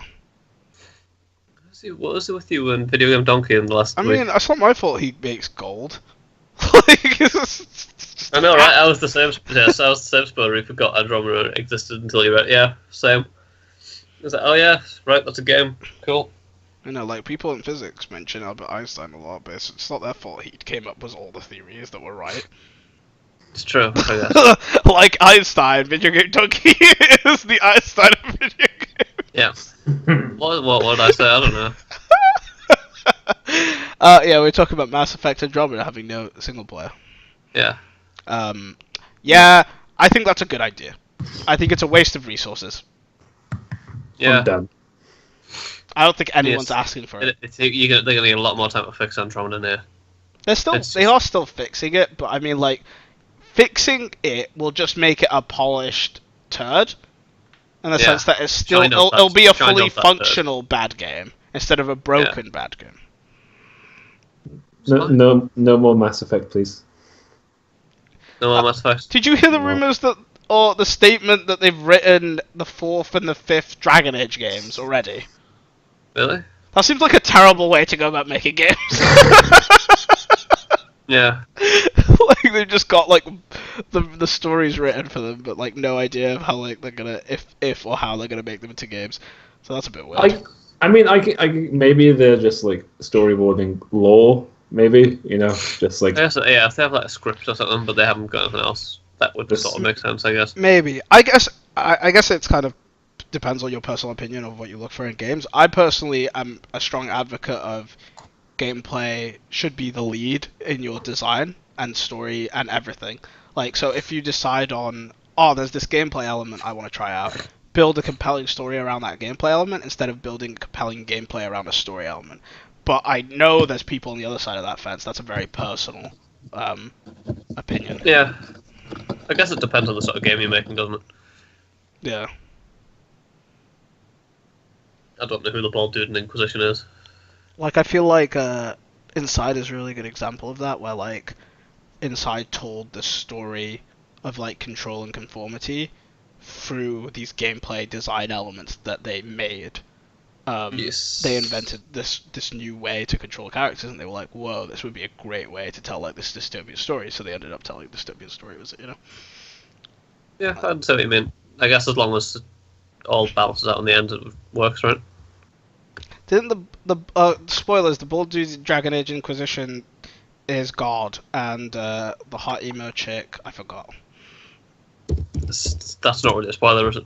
About the hot emo Spoilers, chick. Kamal forgot about something. No, I mean, I did spoil the bald emo dude. I spoiled literally the ending of the game, which is like that the bald dude is God. Like, that's the ending of Dragon Age Inquisition. Yeah, Dragon Age has been out for ages, hasn't it? So. Yeah. Didn't even finish that game. I really should. No, I shouldn't get it. I tried it like twice and I couldn't get into it. So. It's fine. Go watch a video on the lore. That's the best part about Dragon Age Inquisition. I've got it. Maybe I should play that. Maybe. I don't know. Let's think about that. They're banging, Nghia. They're banging. I'm gonna edge away from BioWare now, and we'll talk about. We should all edge Apparently, away from BioWare. Yeah, everyone should edge away from BioWare. But anyway, I was looking on Kotaku a couple of weeks ago, and I found this article about Elgato making a new little thing called a cam link, which is a USB device that lets you use any camera with an HDMI as a webcam to do game capture with. Cool. Which I think is pretty interesting, because obviously if you do a lot of streaming and you've got like a trashy webcam, and you've like got a really good camera that's just sitting around, it'll bring a lot more like I guess. It's a bit weird. I was gonna say there's a couple of I was reading about this thing, and someone did a test of it, and it's got a couple of downsides. Well, oh yeah, carry on. I was saying you need to have an unprotected HDMI output to make it work, and you have to record actively, which like absolutely drains battery life for your camera. So you'd need to like have some sort of power source set up. So I guess it's just going to be a bunch of. If it's sitting stuff. there, you could totally just plug your camera. Yeah, that's what I'm saying. You just plug it into stuff. Yeah. I will say though, I don't know who this is for because like I feel like the only people that are going to use really high-end cameras as webcams are professional streamers, and there's been a million ways to do this already. That like if you're a professional streamer, like let's say Jesse or TV or Dodger or freaking even like some of the smaller streamers I watch, they all have setups like this. So I don't know. Elgato's always for me. It's always been like an entry streamer company, like, and I don't see the value in having a webcam that's that's a DSLR over having a webcam that's like Luke's like HD Logitech that he doesn't use right now. I don't use it on the podcast. Yeah, that's what I mean. Sorry, I was about to. I don't know why I pointed to it either because you can't see it. The article I have argues that it's got the functionality of a good camera, like zoom and swappable lenses and rapid focus and lighting adjustments. But I guess, like you said, if you're a professional streamer, you probably have things to compensate for that anyway. Yeah, because like HDMI, like the cameras have a HDMI out, so all you need is a HDMI in, and like that's not like a new thing. I don't know. I mean, I guess it's for somebody. This is what happens when I try to bring tech things to the. I know. I feel like it's specifically Elgato as well. Like every time there's an Elgato tech thing, I feel like I just crap on it, but I don't mean to. It's weird. They just make it really easy for you. It's just the state of affairs. Actually, they just have like. I mean, it's 120 quid as well. Like, or like for about like 150 quid, like you can get a Blackmagic HDMI in card, which is like a card that you attach directly onto your motherboard, made by a really great video rendering company like Elgato's, alright. And it goes straight into your motherboard, and it has two HDMI ins, so not only would you be able to plug in a camera, but you'd be able to plug in a console as well. But with this one, you'd have to buy the Elgato one, and then you'd also have to buy an Elgato capture device. You know? I just shrugged to the camera for the audio podcast. Yeah, I also shrugged. I looked into the sky. I mean, mighty eagle. they could be like Mad Cats and be non-existent anymore. You know, all Mad Cats did was make like really crap-ass knockoff controllers that were horrible. Yeah, they did have a line of mice that was really nice, but like that was the only thing they made. Yeah, I had an Xbox 360 Mad Cats for like a third. I think it was my fifth controller for my Xbox 360 because it was in that time when your friends came around and played. And I had a Mad Catz PS2 controller, and they were both horrible. Yeah, awful bastards. No, they I were agree just with super you. cheap. Most of their stuff was pretty trash. Apparently, Nghia says they were known for their fight sticks. Yeah. I never had any of those. Those mice look feckin' awful. Mad Catz mice were called rats, which I loved. such a stupid fun. But no, they're completely the reason people like them were they're completely adjustable. You could move like the back plate further back or further forward depending on the size of your hand. You could re-weight them. You could like adjust the size, like all of this stuff before any company offered that type of customizability in a mouse. They were very popular, but they died was the company. Mice can't hold a company up apparently. No, they're too small. The hand's too little. You see what I did there? It's the first joke because mice are also animals. So good. Anyway, moving on. I actually have two links here that have been sent in, but one was a trailer, so we'll put those in with both your news things are trailers, right, Luke? Yeah. Okay, so we'll put cams in with that. It's a trailer machine. Also, technically Nghia didn't send me this article, but I saw him post it in chat, and I thought it was interesting, so I stole it. But I did tell him about it beforehand, so... My hand is not too little, Revy. Feck off. I have long spider hands. Hey, chat, keep it going. How are you doing? You fucker. Why have we got to Don't start this. Don't join in for it. And the Astros. You Hey. gained weight, Kamal. Wow, thank you. I assure No, you. so good. Wow. I assure you, I did not gain weight. I've always been super fat. Anyway, I can't remember where I was now. Revy came in and I annoyed feel like me. everyone should stand up for Evie and just be like, "Oh yeah, no, he's gained a little bit. You've lost a little. Fair play." Yeah. No. I don't want to give Revy the satisfaction of being able to look at me. Anyway. Yeah, Revy. Right, come on, let's go. Yes. Nghia, I stole this article from Nghia, and it's about the fact that Undertale has such a strange, weird, and toxic community, which it kind of does. So, basically, That's so for those interesting. who don't know, Undertale is an indie game made by one dude, and it's based around one of the main selling points of it is if you can complete the whole game and win in combat situations without actually fighting. So Yeah, you rather can than also giving you, just kill everyone you meet. Yeah, so you could either Lies. use text options and stuff to talk and beat your enemies by reasoning with them, or Kamal says, you can just kill everyone and do genocide runs and pacifist runs. But obviously you can choose what to do with that. It's entirely up to you.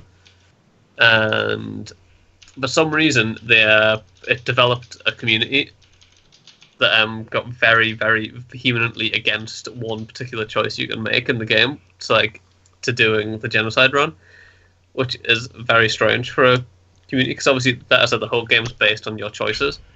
But Wow. it got to the point where the community was coming into YouTube So- comments and stuff and saying, you can't do this, you can't do the genocide run, you should only do the pacifist run, and legit hating on people, and they took their playthroughs down or stopped doing it because of it. But parts of the game you couldn't actually experience it unless you did that, and Yeah. it just seems like a very strange thing to do. You don't have to like people that do that sort of stuff, but it's a game based on choice. It's entirely up to the person who's playing the game, right? I remember when this game was really new. Yes. I remember back when I was into the... No, I'm kidding. Back... Wee boy. So basically, the first time I ever heard about Undertale was on the Co-optional podcast ages back, back around when it was joined, when it was made. How'd you get this wallpaper? This wallpaper is one of the many wallpapers on the Steam application called Wallpaper Engine.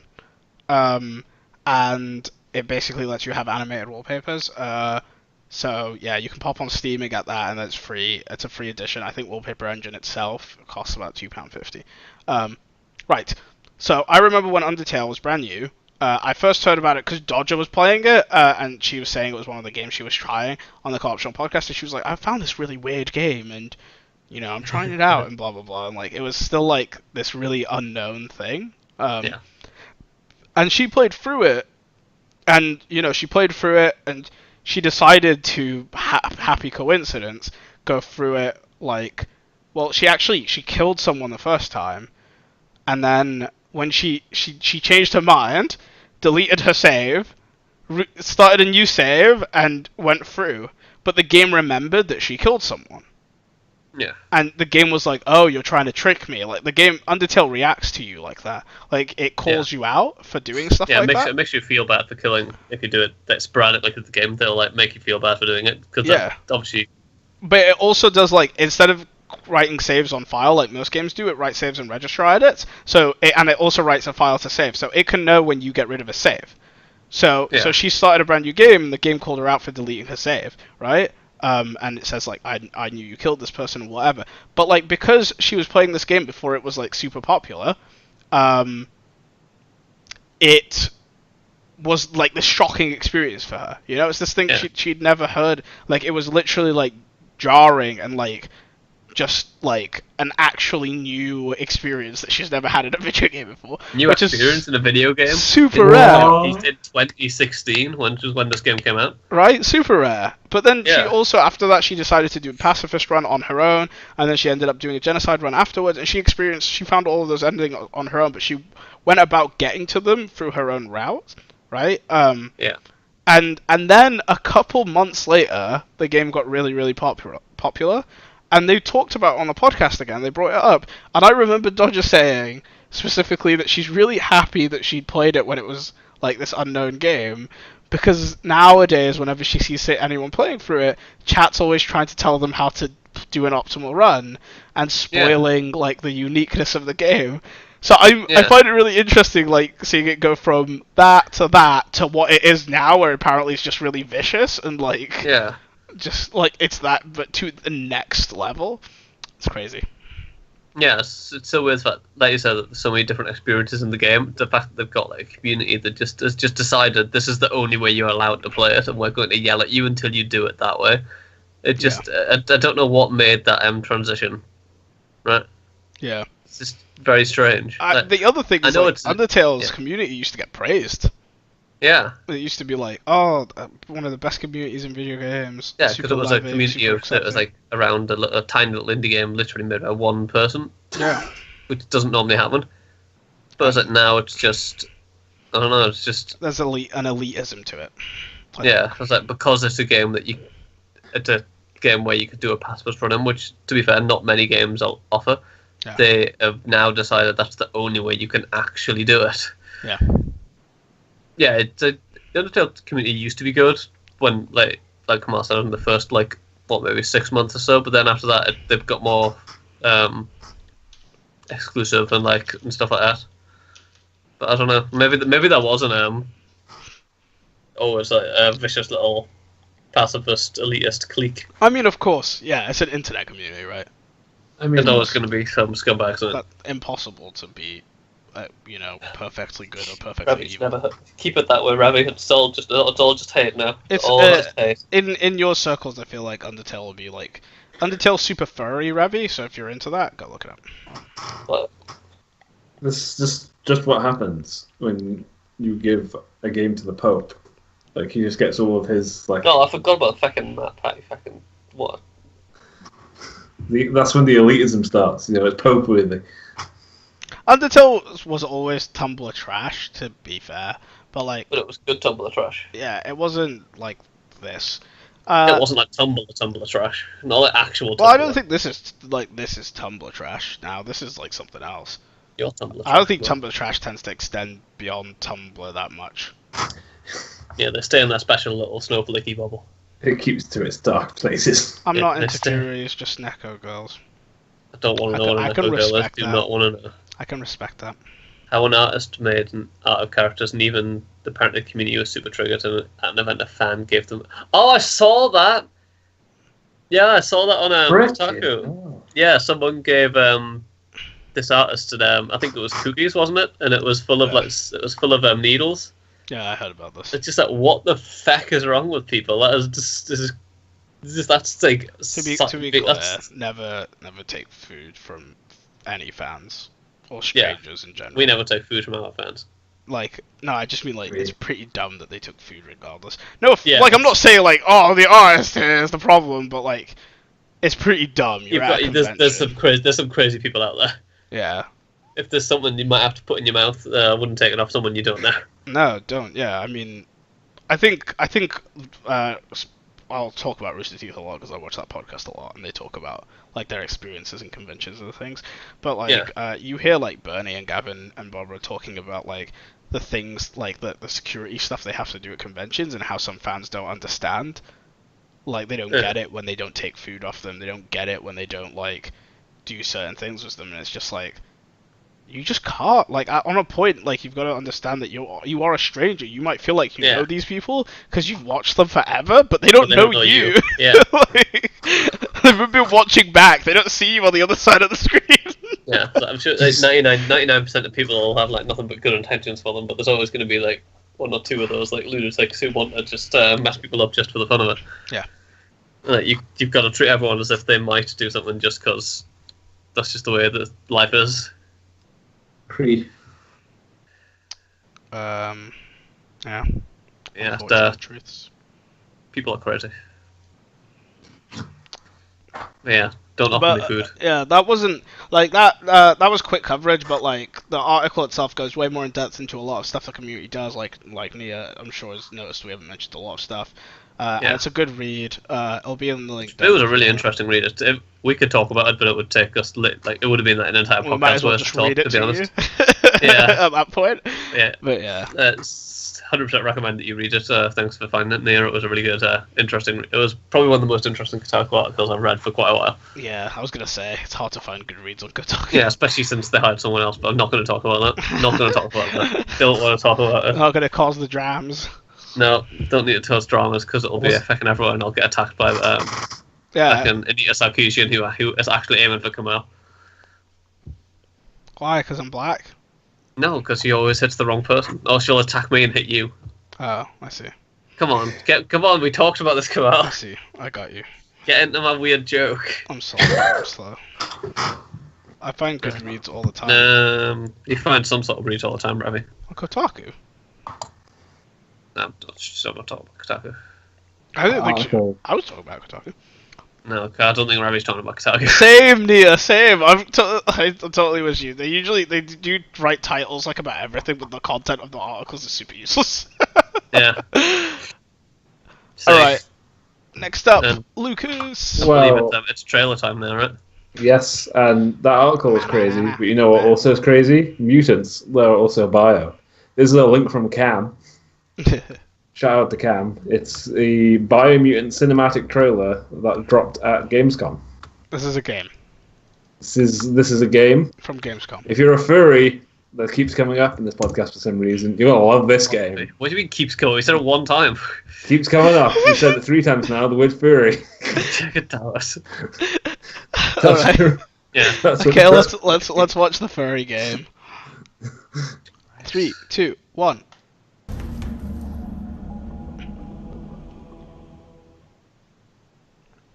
What? Okay, so Cam's link starts right at the end. Oh, excellent. Right. That's Okay. Cam. We're gonna do this again. 3, 2, 1. Cam told me. This is why I didn't turn up today. Oh shit, grass! That's not expecting a robo spider. There's Yeah. grass behind him, isn't there? Come on, keep up. Oh, it's a grasshopper. It's not even a spider. I'm cool.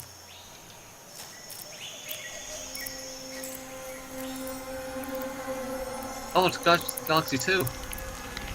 No, my sudden erection. Holy shit! Where?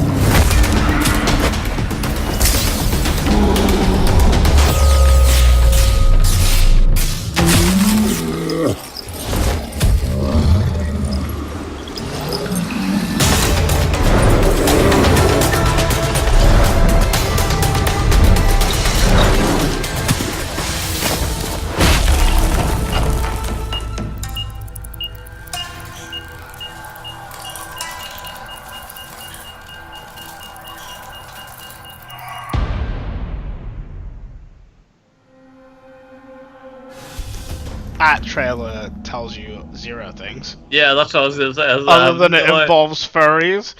Yeah, I have no idea what happens in this I- game. Like, what is this game about? What is I this read- genre? I'm gonna guess that, and then I guess Luke can tell us what he knows. I'm gonna guess that it's some form of multiplayer character-driven arena type game. So like maybe MOBA-esque, but you're gonna Yeah. be picking furry characters that have different abilities and trying to kill each other. Yeah. I hope not, because that market is like super saturated and dumb. That what? Yeah. Yeah, I would say something like that. You can pick like Guardians ripoff or Anger Badger or many other things that they have. I'm sure. Oh, what do you Turns know, out- Luke? Turns out you're wrong. Sweet. Good. Good. Basically, it's an open world RPG game. So it's a World of Warcraft instead. Okay, cool. It's basically it's World like of a Warcraft poster. is an MMO, Andy. What's the difference? I didn't want to. Carry on. If I had my fucking druid, sorry. So it's basically like big open world game.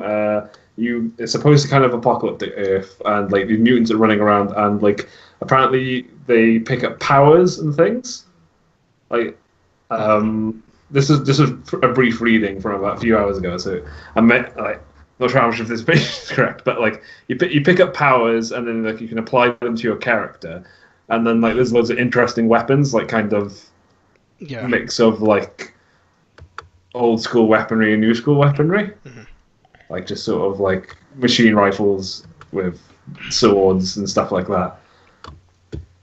But that's all I really know. I'm not sure how much information has been released.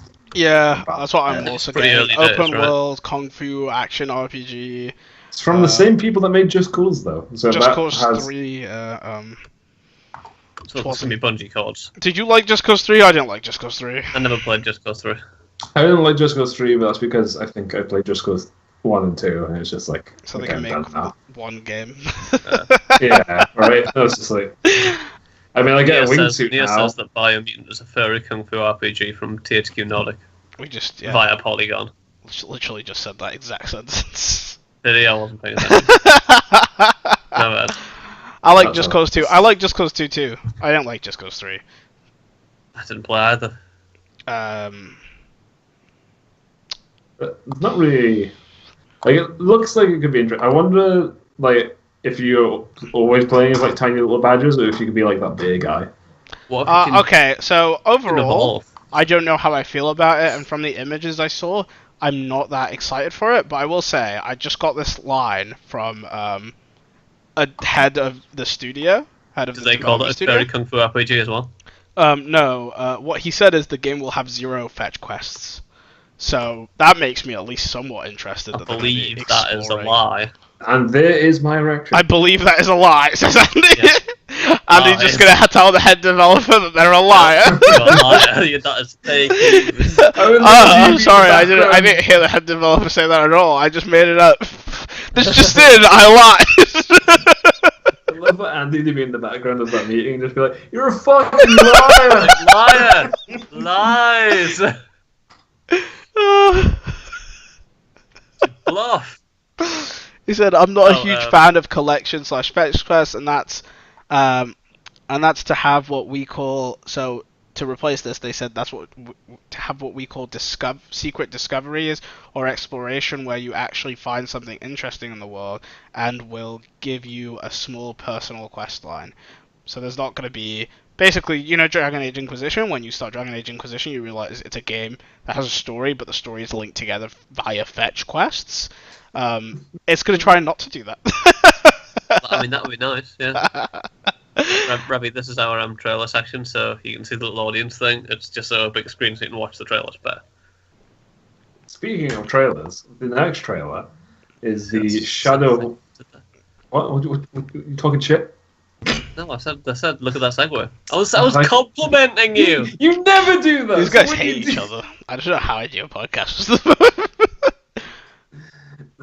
Shadow of War trailer shows us some awesome new massive guys, like massive Do you want to beasties. watch it?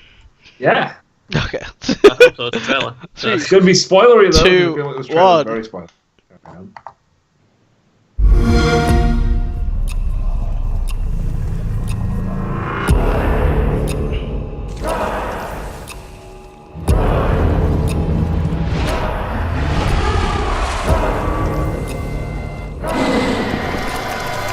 What do they unearth? They are summoning death. But it will be death for all. What is she? Do you grow? Do you wither? Tell him. We cannot defeat her. What would you suggest I do? Throw down your sword and kneel.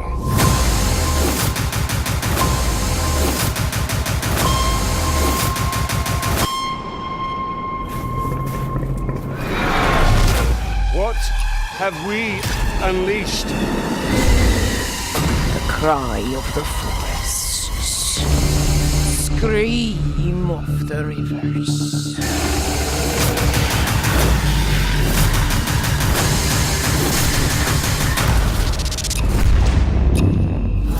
This foe is beyond us, Celebrimbo. Not with the spirit of Kana at our side.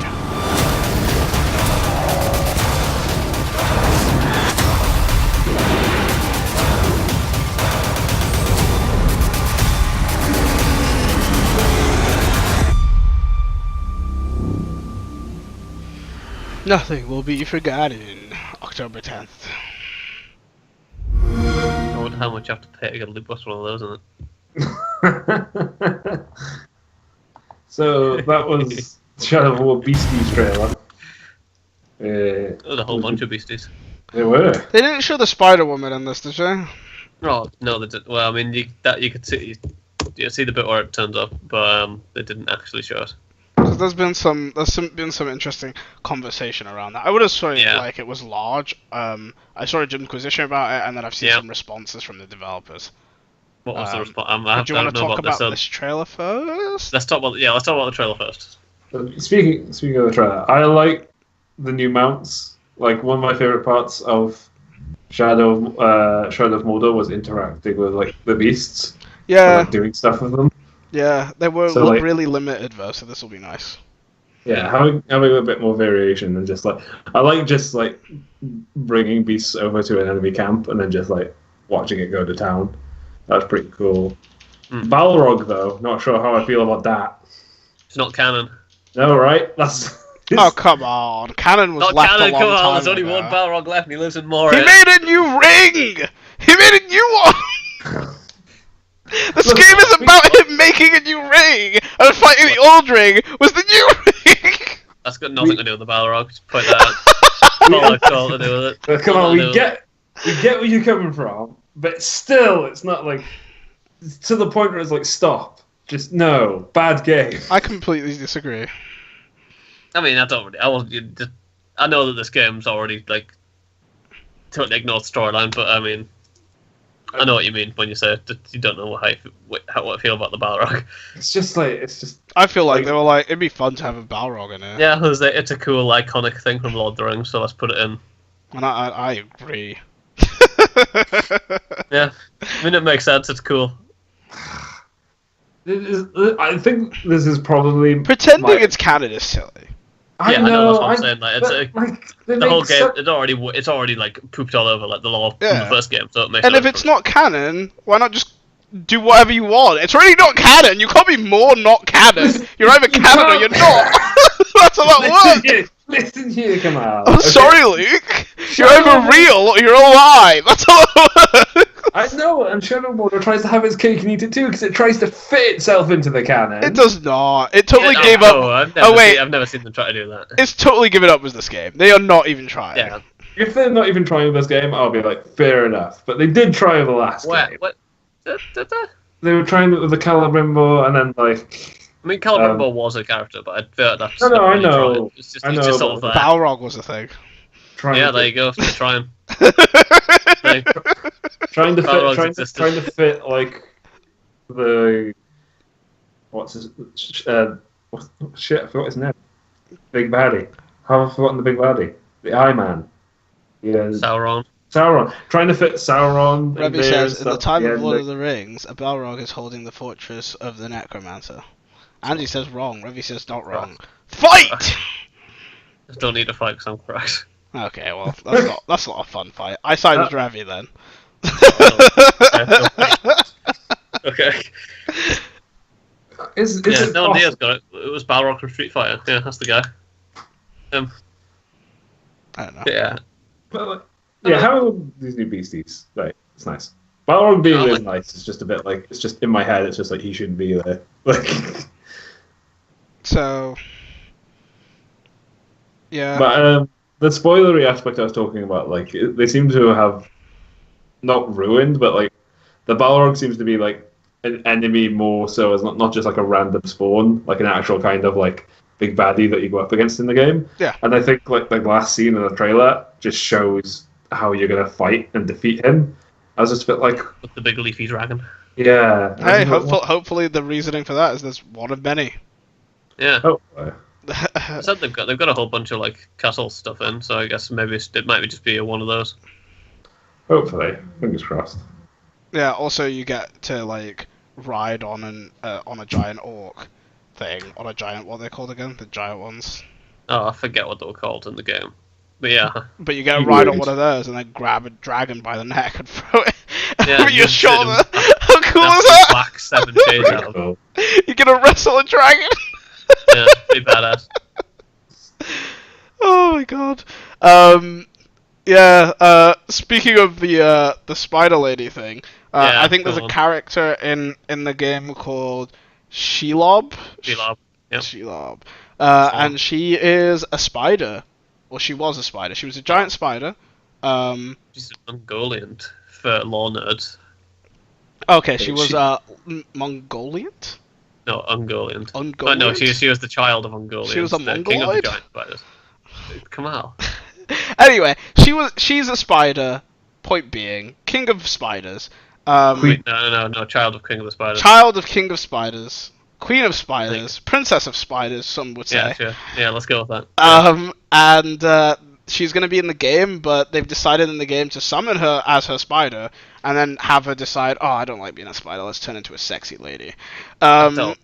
What? And she Have you turns. not seen this? She turns into. No. So in the game, she's going to be a sexy lady instead of a spider. Because, No! Yeah, I know because- she is. Yeah, absolutely is.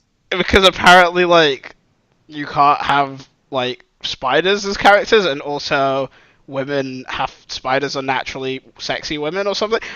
It's stupid. I completely like Jim Sterling did a video on this, and it sounds like the most petty thing to do a video about, but I completely agree with him. Yes, Completely but agree it just with him. makes female characters in games so one-dimensional. Yeah, it's like yeah. So how much black. more interesting would it be like, if you were working alongside a giant spider as an ally? You can I can say that as well to you. It's so generic that I can say she turns into a female, like a woman, and you've instantly got an image of exactly what she looks like. What you're Yeah. thinking right now, that's what she looks like, because it's so Yeah, well- stereotypical. You know what I mean? Like Yeah. it's not creative in any way. You know what's creative? A giant spider following you around.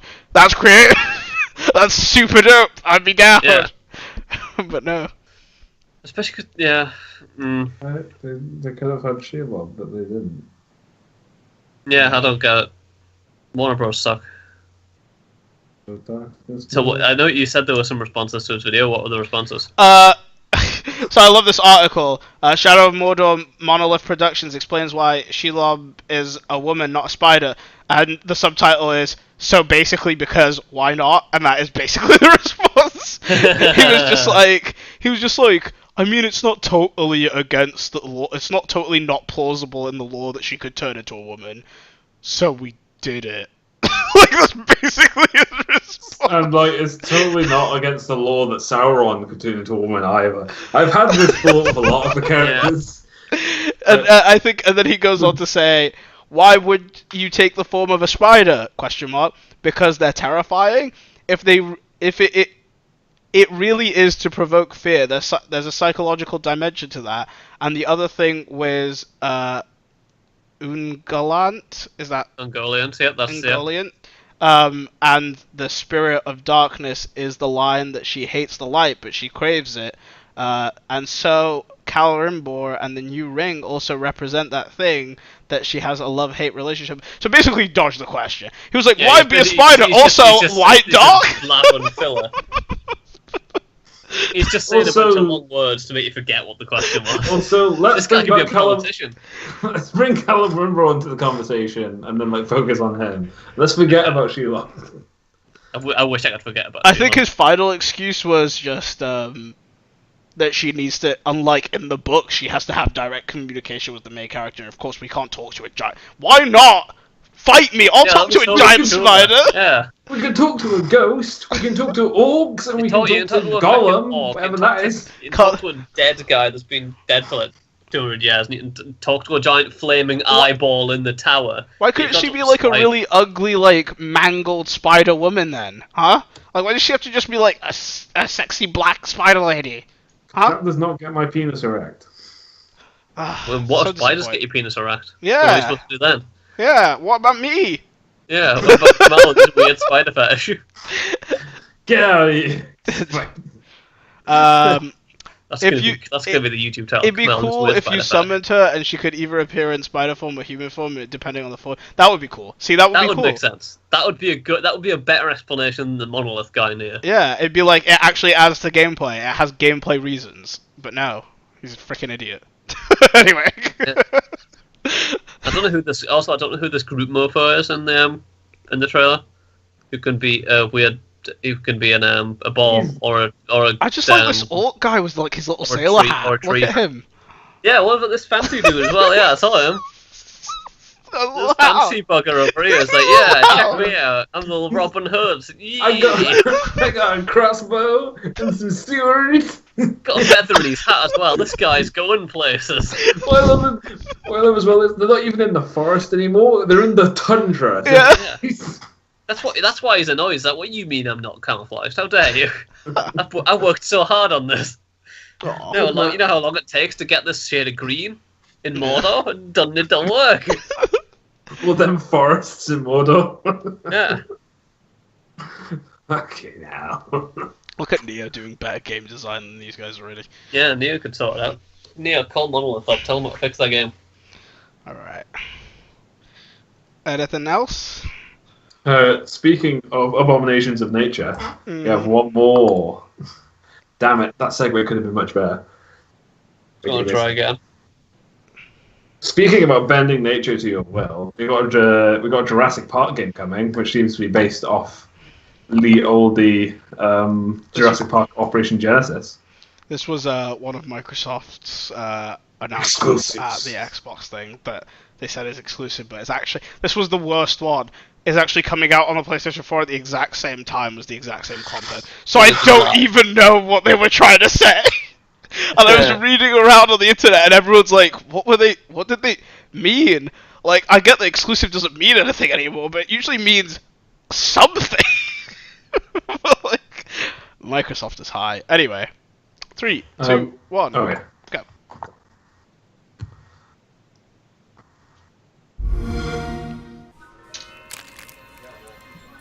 Pre-rendered footage, no duh. I'm already out. Talking about this isn't in-game. Oh my god, it's a T-Rex! No, it's a baby. Control, we're at the fence. Almost ready to re-engage power. Fuck you, man. Hey, over here! There you go. That's what you get for running. You should have just hung out like the other guy. He didn't eat the other guy. Should have just hit in the porta potty. Whoa! Okay, this is a different game to what I thought it was going to be. It's like Zoo Tycoon, I'm telling you. Roger, Control. Deploying non-lethal countermeasures. Control, we have eyes on the asset. Teasing me with that music. Oh my god. Build your own Jurassic World. I feel like Fuck Remy's you, going to be Jurassic. disappointed. Fuck you, Jurassic Park, not World. Get out of here. I said world. I can read most of the time. You're showing it the game, but you don't worry. Oh. Can I just point out there was a Zoo Tycoon mod that did this in like 2003? Yeah, but I mean, Zoo Tycoon's been trash for a while. Yeah, I'm just saying. It's just a new version of that. I like it. You know how I... okay. I have no real feelings for this thing either way. Like, I don't really care if it does well or badly. Yeah. I will say these types of games have had a really poor track record recently. But, Yeah. I just did a check because I thought it was what I thought it was. And it was what I thought it was, guys! Huh. Okay, so all of these types of games have had a really bad track record except for one. Yes. The most recent success in this genre was a game called Planet Coaster. Planet Coaster is an amazing roller coaster tycoon clone that is just like so much better than any roller coaster tycoon type game that's ever come out. It's brilliant. It's so much fun. It's on PC right now. If you like these types of games, I would say pick it up. And what I was going to actually say, I was going to recommend just picking that up if you were interested in this. And I'm sure, yeah, it wouldn't have the dinosaurs, but it'd be like the same overall gist, right? But Frontier is the same people making this. These are the guys that made Planet Coaster. So I actually have some decent expectations for this, because they're really good at what they do. They are just like pretty legit. So there you go. If you ever wanted to build a Jurassic World, this might be the time. Yeah, because I had like, it seems to be a little bit based as well off the previous Jurassic Park Builder game, which is Jurassic Park Operation Genesis, and like there's some references to that in the trailer, like the whole like making a chopper, and then like it's the same woman doing the voice that like was in the game that was in this trailer and stuff. So like that's got me pretty hyped. There's an old fan of that. The top comment on this video is message from Dr. Crane, which is like I feel like there's been a lot of people waiting for like the next kind of like world building Jurassic Park game. I'm hyped. I'm so hyped. We're a small community, but it's like we're holding on. I'm excited. I'm excited knowing it's from the Planet Coaster people. That's good as well. Like that's like I've got a pedigree in this sort of thing. Yeah, because I thought Planet Coaster was an amazing game. I think this will be cool, like, to add, because it'll add this aspect where, like, I like that start with the T-Rex, and I hope that is a thing where, like, sometimes your park just goes rogue against you. Like, because they're wild animals, right? And I hope that, like, I think that wildness will be an interesting factor to play into kind of this overall, like, type of control design type game where you just want to make a system as stable as possible, right? Yeah. But, like, then you've got this live element that can constantly just destroy itself. It's better than your roller coaster just randomly breaking down and you feel like, why? I paid for the good roller coaster. Yeah. Where's the PS4 logo? It's because it was shown at the Xbox event. Microsoft probably paid them like tons to hide the PS4 logo. Don't you want an Xbox One now? Do you want one? Oh. Oh well. No. But yeah, them's all my links. Oh my god. Deceiving Microsoft as was the Xbox stuff. I feel like there should have been more because of Gamescom. More what? More news that I was interested in. There's like a Destiny 2 Gamescom is still kind of going. Yeah, it's still on. So. Yeah. Microsoft was pre-show, but of course Microsoft did a show. I think Microsoft had nothing to show. Yeah. Like I saw the launch trailer for Destiny 2, but like there's so little information in it. I was just like, I'm not playing that on the podcast. It's like literally nothing there. Yeah. All right. Oh, yeah. This has been done. Yeah. And Wiz Luke ends the show. Thank you for hanging out, Revy and Nghia and Josh earlier and Lewis if you're still here. It's been good having you guys.